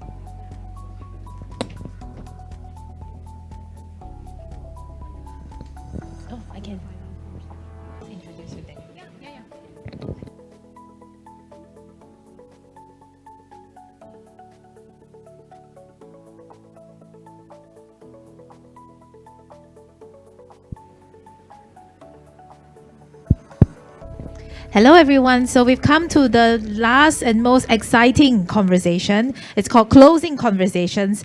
Roberta has the tall task of summarizing what we have discussed today across the very comprehensive discussions and presentations we have today. I will let Roberta introduce the esteemed panel. I like how we are all very, we have all just decided to sit. I will let Roberta introduce them. No, I did. It's my fault. Thank you, Candice, and thanks a lot. So we are at the end, right, of this day. So I hope you found the sessions insightful, inspiring. I will let you define them later. If I go back, right, before we sum up this day, if I go back to the objectives that we set this morning, right? One was sharing knowledge. The second one was sharing best practices. And then the third was identify opportunities for collaboration and facilitate policy discussions to lead to improvement, okay? So I'd like to, spend the next 20 minutes, 30 minutes or so with all of you to look at the future. So I personally learned a lot from hearing from all of you. I learned about the new progress, the recent progress from countries across APAC. I learned more about the experience of people who are living with hepatitis. So I'd like to now look at what we can do in the future. Yes. Yes, please. We were waiting for you. And I would like to look at the future and also identify some actions, right? Because it's good, and I think we have reached a certain level of knowledge today, but I'm also quite practical. So I would like to identify some quick next steps that we can all commit to in order to bring the knowledge we got today into action, into the reality. So maybe if I go back to the program today, right, Dr. Chaudhary, we learned from you some of the amazing progress that Thailand did, right, recently. Maybe one question that I have for you, and I also want to bring your attention to the audience we have today, right? And we know that our job here at the APAC Liver Disease Alliance is to facilitate sharing between Thailand and other countries. So if you have one recommendation to provide to other countries in leading to hepatitis elimination and also thinking about collaboration between the private and public sector, would you like to elaborate a bit more on what you would suggest to other countries? In my perspective, I think the strong of policy framework that includes integrate into universal healthcare. In Thailand, universal healthcare system funded by NHSO and has successful to integrate hepatitis diagnosis and treatment. NHSO pay both private sector and government sector with healthcare unit if registered to NHSO and provide services such as screening and treatment of hepatitis B and C. NHSO pay both sector. Yeah. I think it's necessary for integrating to the universal healthcare.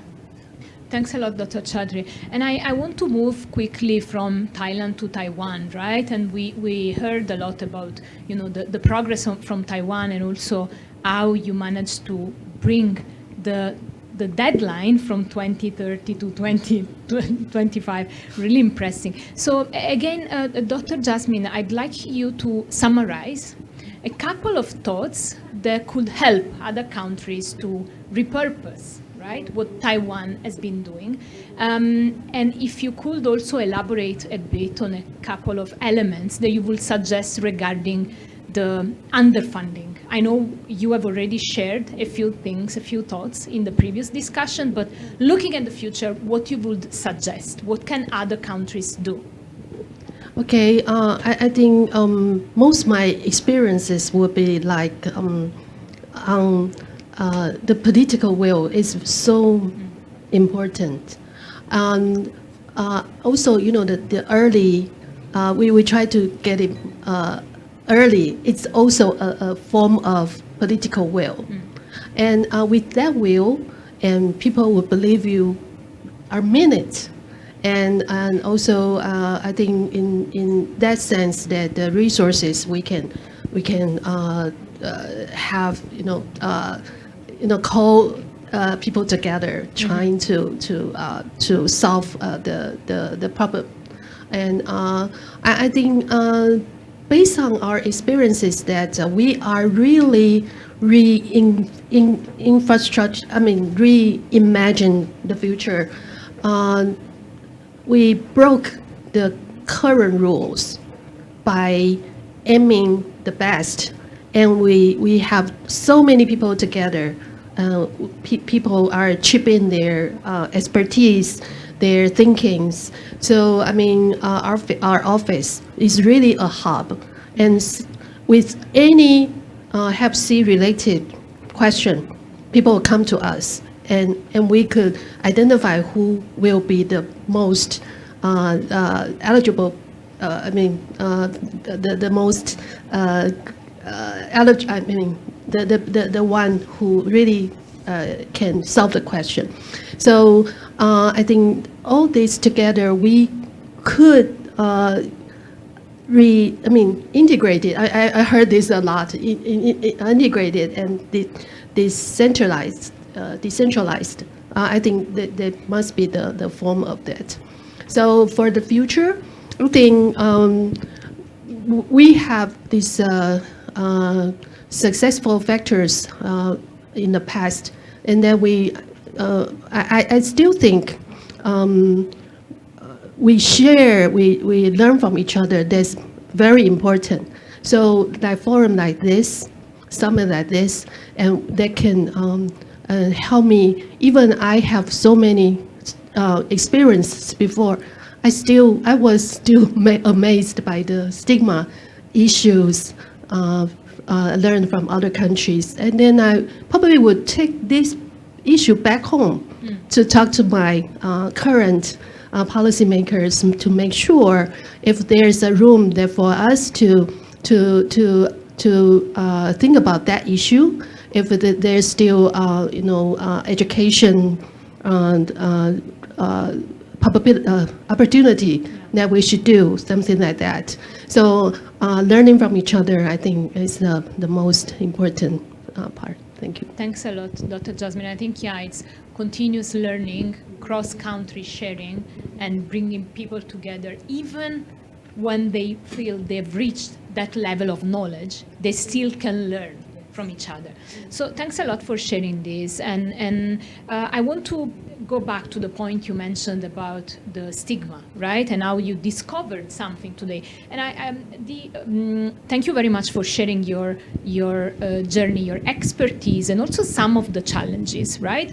I'd like now to look at how we could involve more or better people with lived experience in the future. So if we come with a more positive, constructive approach, what can we do together in our region in order to make sure that people with lived experience are involved, and they are involved in every step, from the design of the national plan to implementation? They are there to give feedback to the policymakers. What can we do as a community, right?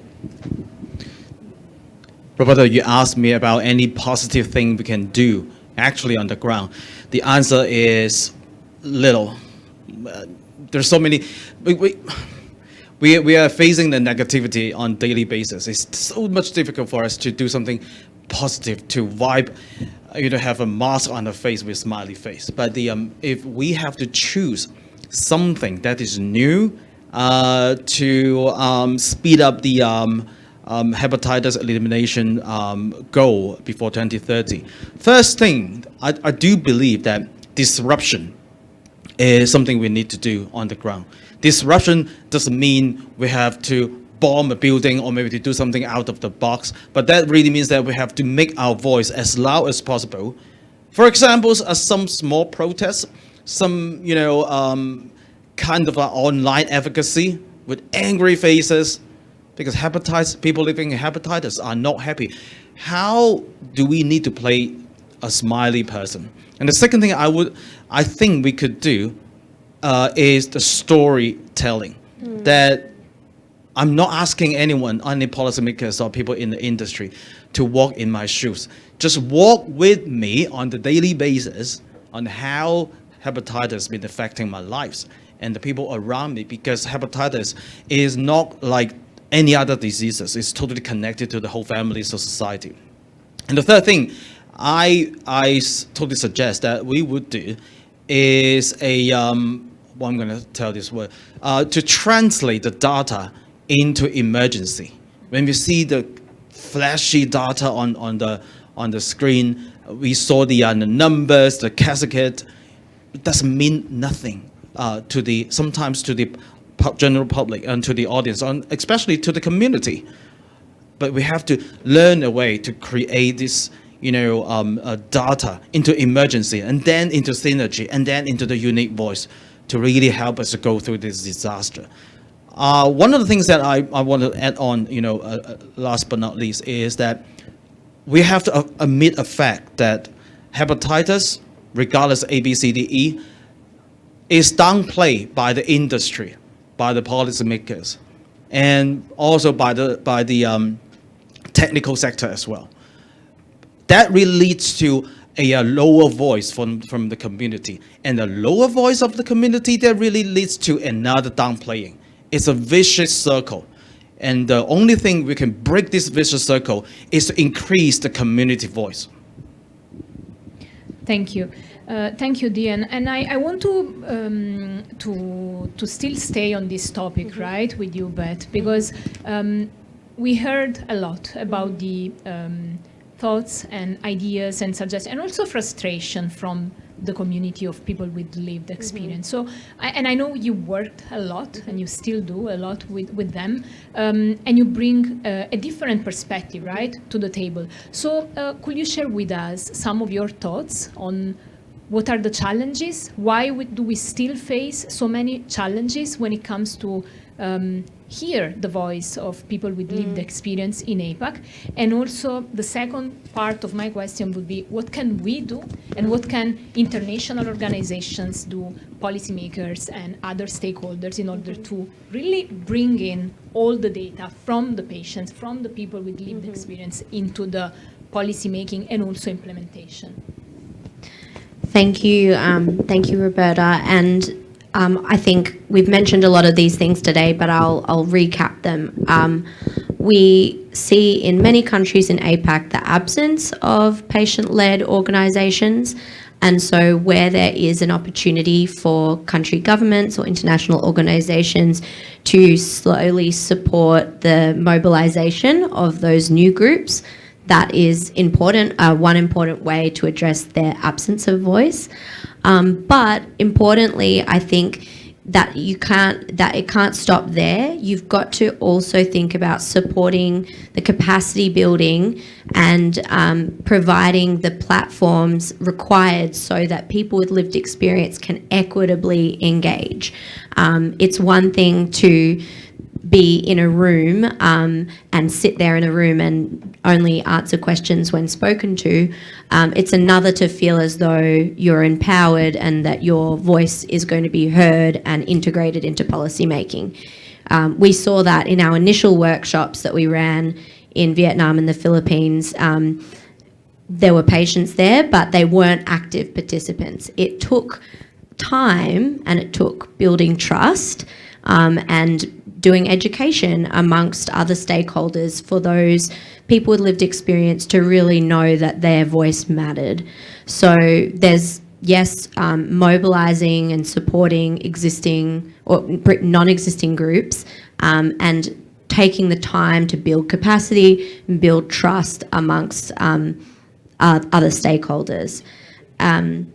But in terms of some other strategies, I think Chris mentioned, at the policy level, we can have technical working groups where you invite people with lived experience to sit as experts from their lived experience alongside experts like Dr. Hamid and other policymakers.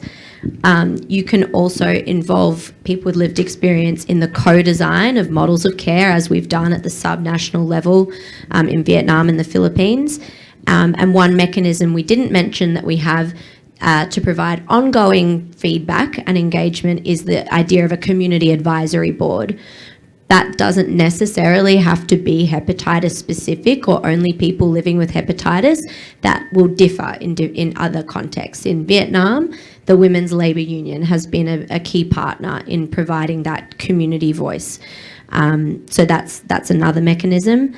And I think finally, collecting data on people's experience in the healthcare sector and publishing that as stories, but also as quantitative data, is really important for being able to inform policy adjustments over time. So things like patient journey mapping that we have experience with, but also surveys like the People's Voice survey are really important and validated mechanisms to have those opinions and perspectives shared at the highest levels while continuing to inform developments and innovation at subnational levels. Thanks a lot. Thank you, Beth. And I want to focus now a little bit on something you mentioned, capacity building, right? But more from a policymaker perspective. And I'd like to ask you a question, Dr. Chan. We discussed earlier in some of the sessions, right? How do we design a national action plan that is well comprehensive? How do we implement it? How do we make sure that it's rolled out as it should?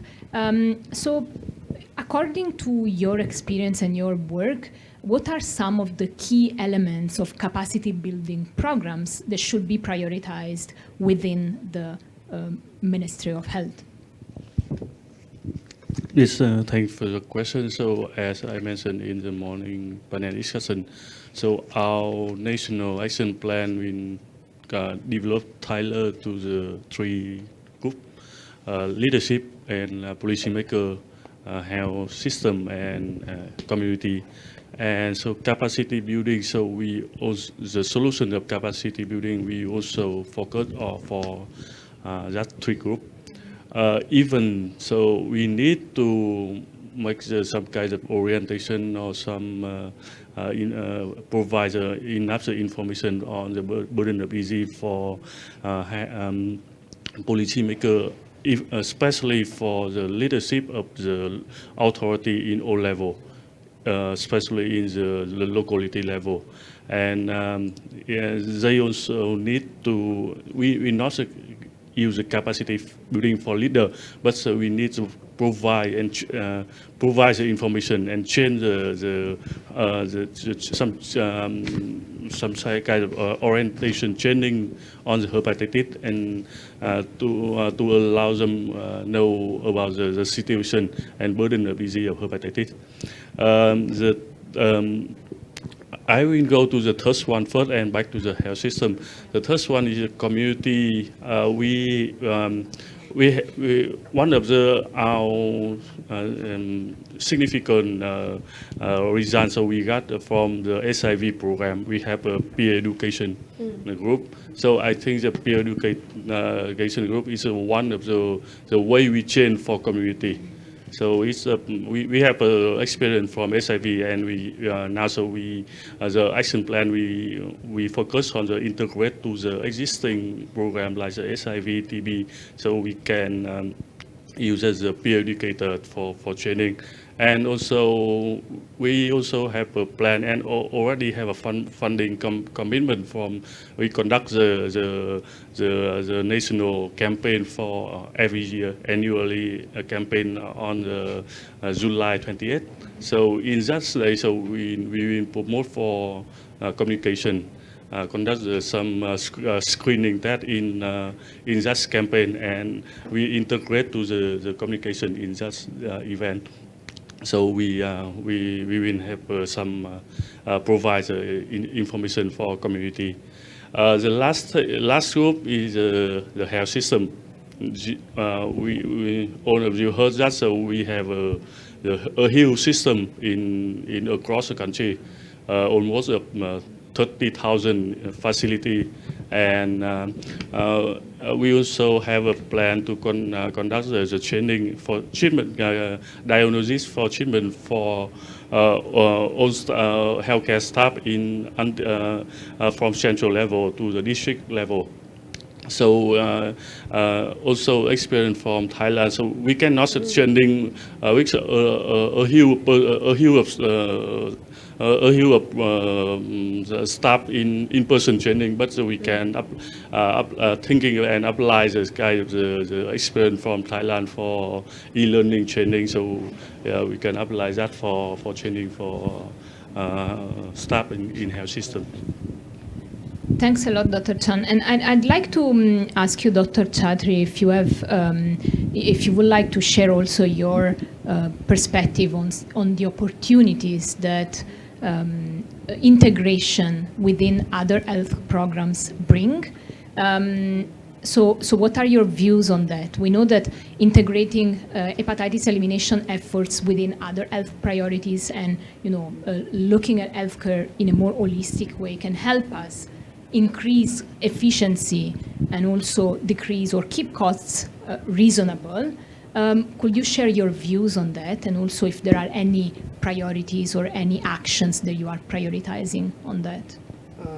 In my view, for practical way that can begin to implementation for integration to other disease, I think the first is a consolidation screening program. Need to develop combined screening for alongside HIV, STD, and TB, and other disease and other infection disease. Second is training healthcare provider. For sending healthcare worker to recognize the management of hepatitis with other disease. And this course involve workshop or module learning or e-learning that make the healthcare worker to recognize to combine to integration, treatment, and screening. Third is create standardized treatment guideline. Thailand, we have a guideline of antenatal care to screening hepatitis B and other diseases, HIV, syphilis,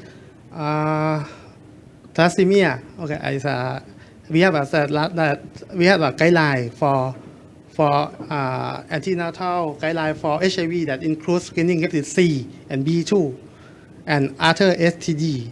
The fourth is policy alignment, and the last one is public awareness campaign. I think public awareness campaign can reduce stigma and encourage more people to get tested and treated. Thank you. Thank you, Dr. Chaudhry. And I think, when we look at the future is also, and thinking about all the knowledge we got today and that we can get together by collaborating, right? I have a question for all of you, actually two follow-up questions for all of you. The first one is thinking about some of the best practices that we discussed today. What is the one recommendation you would like to bring back home and share with your colleagues or with your governments or with your policymakers?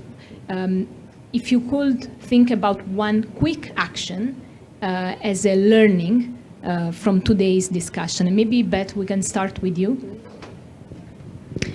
Yeah, fantastic question. I think if there was one thing I would take back to our teams in Vietnam and the Philippines, it's that wonderful slide we saw from the presentation about Pakistan's program, the very detailed breakdown of cost and based on sort of assumptions about prevalence and what it would take to reach the elimination goals. I think that was a very powerful slide which answers a lot of the questions that policymakers need to know in order to take steps to strengthen the national plans and to fund through social health insurance. So that exercise in costing in a very detailed way is something I think is very inspiring that I learnt today.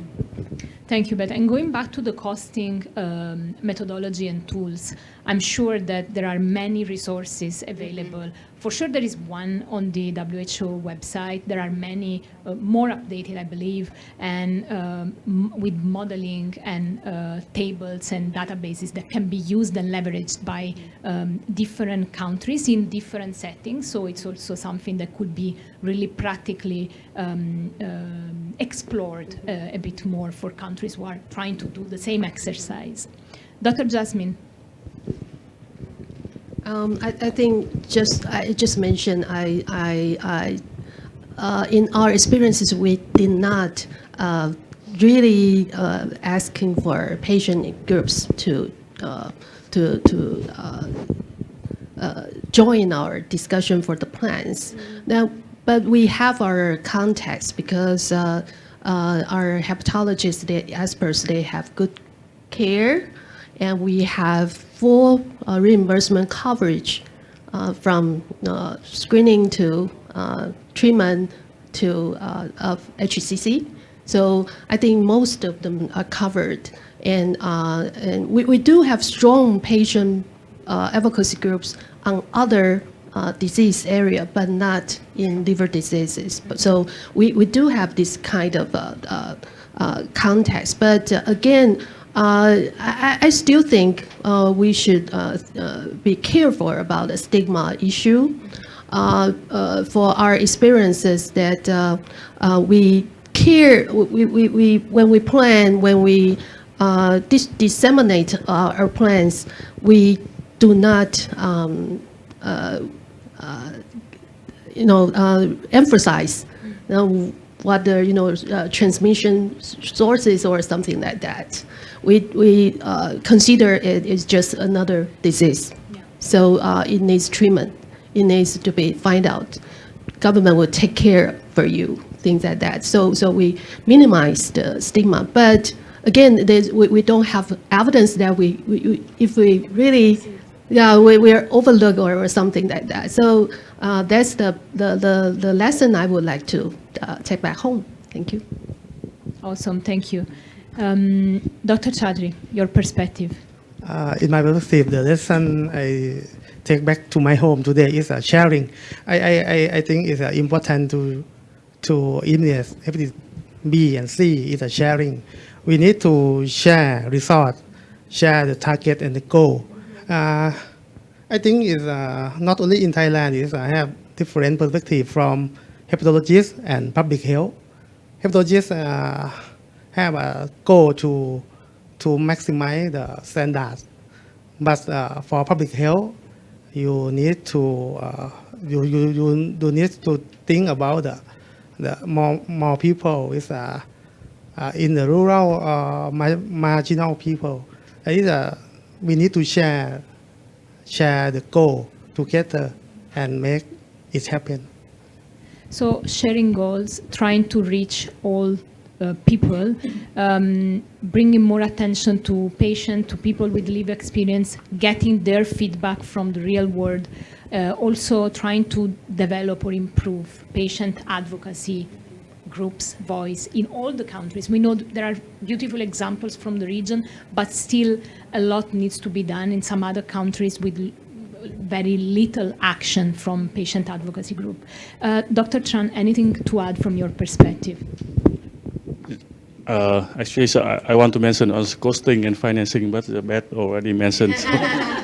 So I was probably supposed to mention the patients. So I will choose another one. In my view of the program management, so I will focus on M&E, monitoring and evaluation. In normal life, so currently, so we still continue to for the advocacy for the leadership at higher level, but the data and the evidence we provide is from estimation and projection. It's not enough strong. We do not have the system of monitoring and evaluation, so we do not know exactly the number of testing, number of diagnosis, number of linked to the care and treatment. So we want to advocacy, we want to make the policy, but we need to the data and this evidence, and the data and evidence have to come from monitoring and evaluation system. So that's my... Yeah, so more data, more structured data, and well-conducted analysis in order to inform policymaking, right? Dee, what is your perspective, your takeaway, what you would like to bring back home from today's sessions, and what is your recommendation?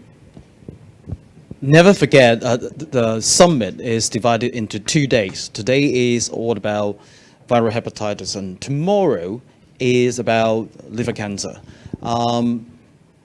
It's a trend now. It might be driven by the industry. It might be driven by by the government, but I'm sure it's not driven by the community, because community's voice is a little for the liver cancer. Because I'm aware that APAC, summit, trying to build up the leverage between the liver cancer and viral hepatitis. And now the trend is getting more and more, summit or event trying to bridge these two, totally connected diseases together. It's supposed to be. I'm going to speak in the AASLD in next month on the liver cancer as well. But I think what APAC Summit has been doing a good job is to use a very well-galvanized tone to try to build up this connection and raising the awareness. So thank you so much, Dr. Roberta. And also, this is something I want to bring back home, is to talk to my community, is that you should worry liver cancer like what I have been doing in the last 10 years. Because whenever I had the fibrosis scan result, I'm more like a person buying the lottery, but on the contrary way, totally on the opposite way. Because by the lottery, it's like, please let me have the big lottery. But for my fibrosis scan, please don't. It's totally opposite. So yes, to leverage the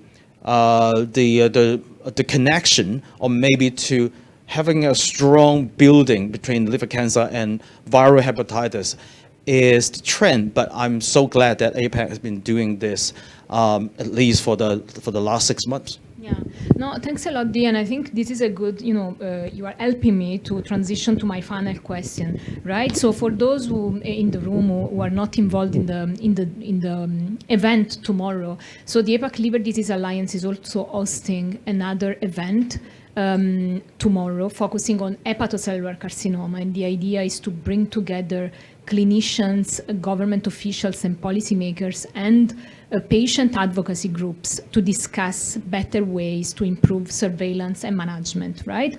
And if I take a step back, right, the work of the Alliance in the past almost 2 years since it was created was really to be the bridge between all the stakeholders. So this is our first in-person summit. I hope there will be many more to come. And also, I think, going back to your point, try to address the patient journey of liver patients in a more comprehensive way, rather than looking only at specific diseases, right? Hepatitis, hepatocellular carcinoma, fibrosis, and so on and so forth. So we are trying to bring everything together. So now I want to ask you, and I will have the same question, and it will be my conclusion for this session. What is one suggestion that you have for the APAC Liver Disease Alliance, what you would like to see, and how you would like to contribute and to see more leadership from the Alliance? What can we do more? To deliver the angry voice to the stakeholders. I'll use my Italian voice. Hopefully that will work. Because at the moment, that it's always a good saying in the industry, saying that everything is ready, just do something. So as the people living with hepatitis, that I am going to work together with other people living with hepatitis to One, maybe to call upon people to stay in this well-established, building with aircon, with bathtub, luxury pool. Just go in there and make this building work, even when you say everything is ready. Or we will become the army to destroy it from now on. Thank you, Dee. Dr. Tran, one suggestion for us. One thing that will help you. I think that one is too less. So I think this summit is a good opportunity for to connect between the Ministry of Country of Ministry and the funded international partner.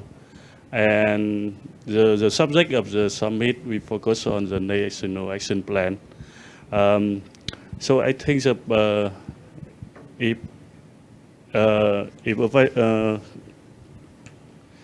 applicable, so I think the APAC team doing your job, your task to connect the mean of alliance. To connect with the own donors, international partner, to support for country to implementing effectiveness action plan. Thanks a lot. So advocate more, share more the hurdles, bring people together for collaboration. Dr. Chatri, anything else to add?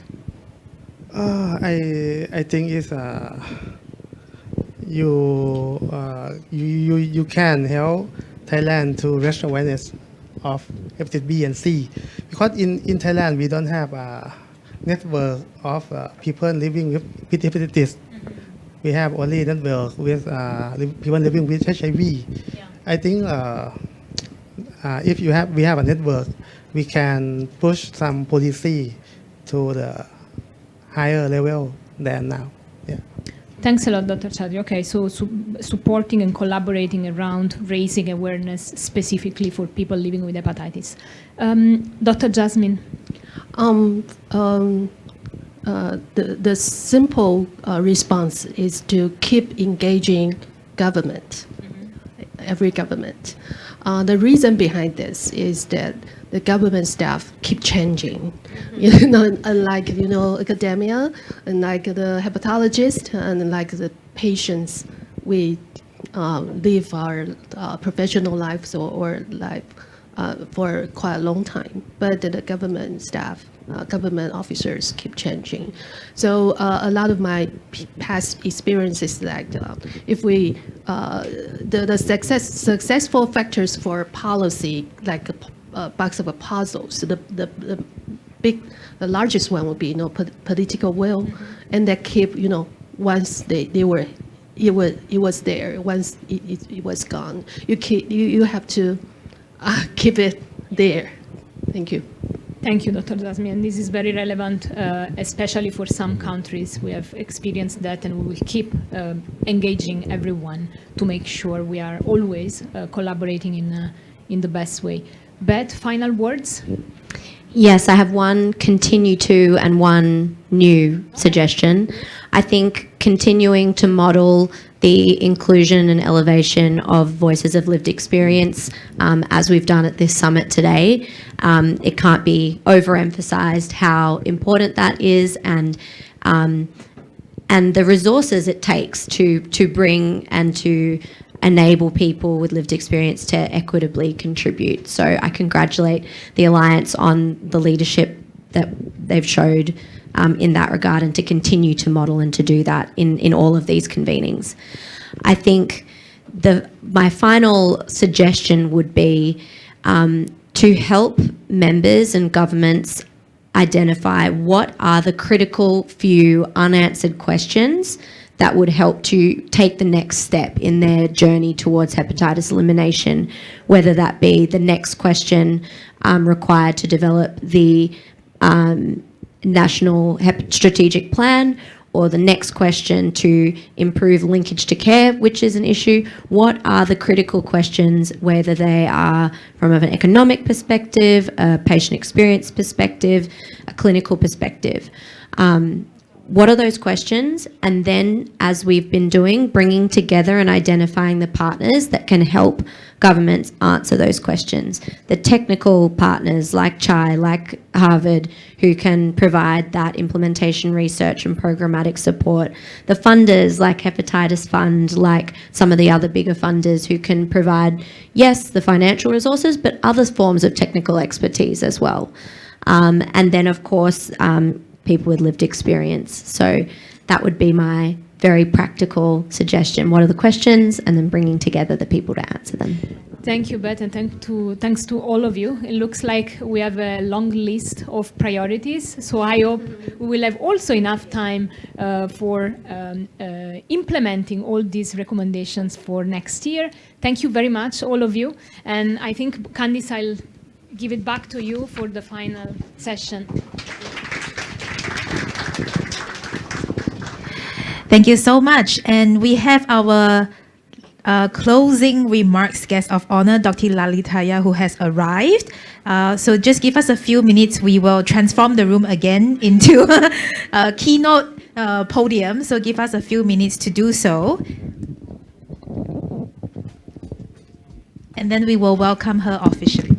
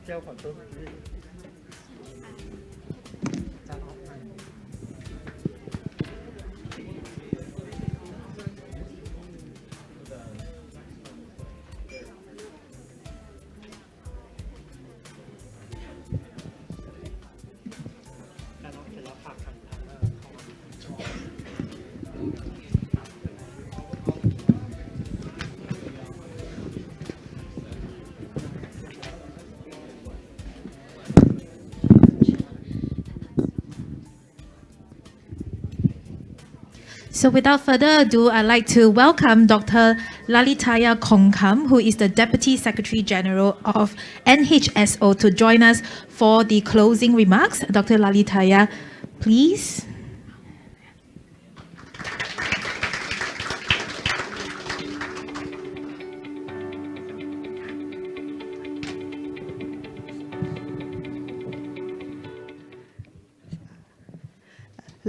Ladies and gentlemen, as we conclude the first day of the APAC Liver Disease Alliance Summit, I would like to extend my heartfelt gratitude to each of you for your active participation and invaluable contributions, discussing the government participation and representatives, academia, non-profit organizations, and industry leaders reflects our shared commitment to addressing the challenge posed by hepatitis and liver disease in our region. Throughout our discussion, we have highlighted the critical gaps in the diagnostic, access, treatment, and patient journey. We have explored innovative solutions and best practices that can be adapted to our diverse contexts. Together, we have the power to transform the landscape of liver health in the Asia-Pacific region. As a representative of the National Health Security Office of Thailand, I recognize the crucial role we play in execute universal health coverage. We are at the forefront of providing access to testing and care for hepatitis. While many of you will be actively addressing the gaps we have discussed today, the National Health Security Office is committed to ensuring that everyone has the opportunity to receive the essential health service they need. We look forward to collaborating closely with all of you to create a healthier future for our region. The knowledge and insights shared here today are not just theoretical, they are a call to action. I urge each of you to take the ideas and strategies we have discussed back to your representative organization and communities. Moreover, reaching this ambitious goal together will require more than ideas and goodwill. It requires sustainable fundings and resources, as well as stronger partnerships to mobilize and scale our efforts. By securing this essential foundation, we can close the gaps, create a lasting impact, and take a significant step toward achieving the World Health Organization's goal of eliminating hepatitis by 2030. As we move forward, let us remain united in our mission. The fight against hepatitis is not the responsibility of any single identity. It requires the concerted efforts of all sectors working together. I encourage you to maintain the connections established here and to continue sharing knowledge and resources. I would also like to thank the APAC Liver Disease Alliance, its partners, and the Ministry of Public Health for organizing this important event. Your commitment to this cause is commendable, and I appreciate each of you for participating today. Safe travels to those joining us for just today. For those and continuing with us tomorrow, we will focus on the workshop aimed at creating a roadmap for our initiative. I look forward to our continued collaboration in the months and years ahead. Thank you. Thank you so much, Dr. Lalitaya. And now, can I please invite you to have a seat? Thank you. I'd like to invite to conclude the summit and the next steps. I'd just like to invite Roberta back on stage to the podium again to deliver the summit conclusion and recap on next steps. Roberta, please. Thank you, Candice. And I promise I will be brief because I know it has been a long day, so everyone deserves some time. But please allow me to just share a few next steps that you can expect from us. Number one, we are going to share with you a report of today's discussion. I know it has been rich. I took, 20 pages of notes. So yeah, don't worry, we will share a report with you in the next few weeks.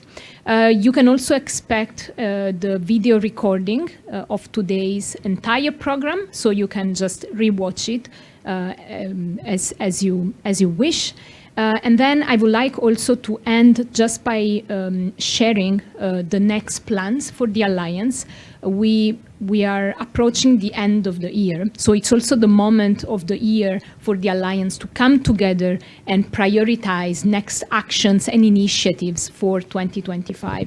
So I really hope that we can continue to collaborate together in the future, in the next years, in order to make hepatitis-free a reality in our region. Let me also end by thank all our people here in this room. I'd like to thank, first of all, the Department of Disease Control of the Ministry of Public Health for co-hosting this event with us. I would like to thank as well NHSO for being with us and delivering such an inspiring and insightful closing remark. Thank you very much, Dr. Lalitaya, much appreciated. I'd like to thank all the speakers and moderators of today's session, Abbott and Roche for supporting us, getting this summit organized and actually a reality. I would like to thank our strategic partners at the APAC Liver Disease Alliance and also our knowledge partners, Vista Health. Thank you, Will, for a great presentation earlier today. And last but not least, APCO. Thank you very much for all the support in a great organization, moderation. So I think you covered many things today. So yeah, with that, feel free to reach out if you want to know more, if you want to be involved. And also, if you don't do that yet, you can follow us on LinkedIn. That's the place where we are the most active.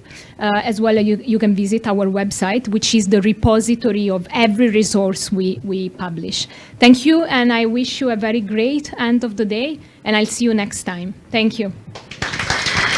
Thank you so much, Roberta. We have now come to the end of today's ceremony as the curtains draw to a close on this momentous occasion as the Alliance's inaugural summit. I extend my sincerest thanks and echo what Roberta has said for everyone for being such wonderful audience, panelists, speakers, and it's so amazing to interact with all of you today. Until we meet again, may you all find continued success and continue to have constructive dialogue around hepatitis elimination. Thank you so much, everyone. We will sign off online. So thank you for the virtual attendees for staying with us throughout the entire day. For our guests physically, we still need to take a photo because in this day and age, no photo means no proof that we have done this. Since we have Dr. Lalitaya with us today, can I please invite everyone back to the front of the room where the backdrop has now migrated to the front to have another photo, please. Thank you so much, everyone. Whilst we are moving everybody, we do have, because in Asia, everything is about food and hospitality, so we have one last tea break available. So just to do some marketing of food so that we don't do wastage. I have taken pictures of the selection of the menu. There is a great selection of Italian soda, passion fruit, lemon, orange. There's also mushroom truffle arancini. I have to say this right because Roberta's next to me. And also panna cotta. Not intentional that everything is Italian. Yeah. So if everyone can come to the front and we can take a photo, and I will allow everyone to have one last coffee, tea, Italian soda or panna cotta for today. Thank you so much, everyone.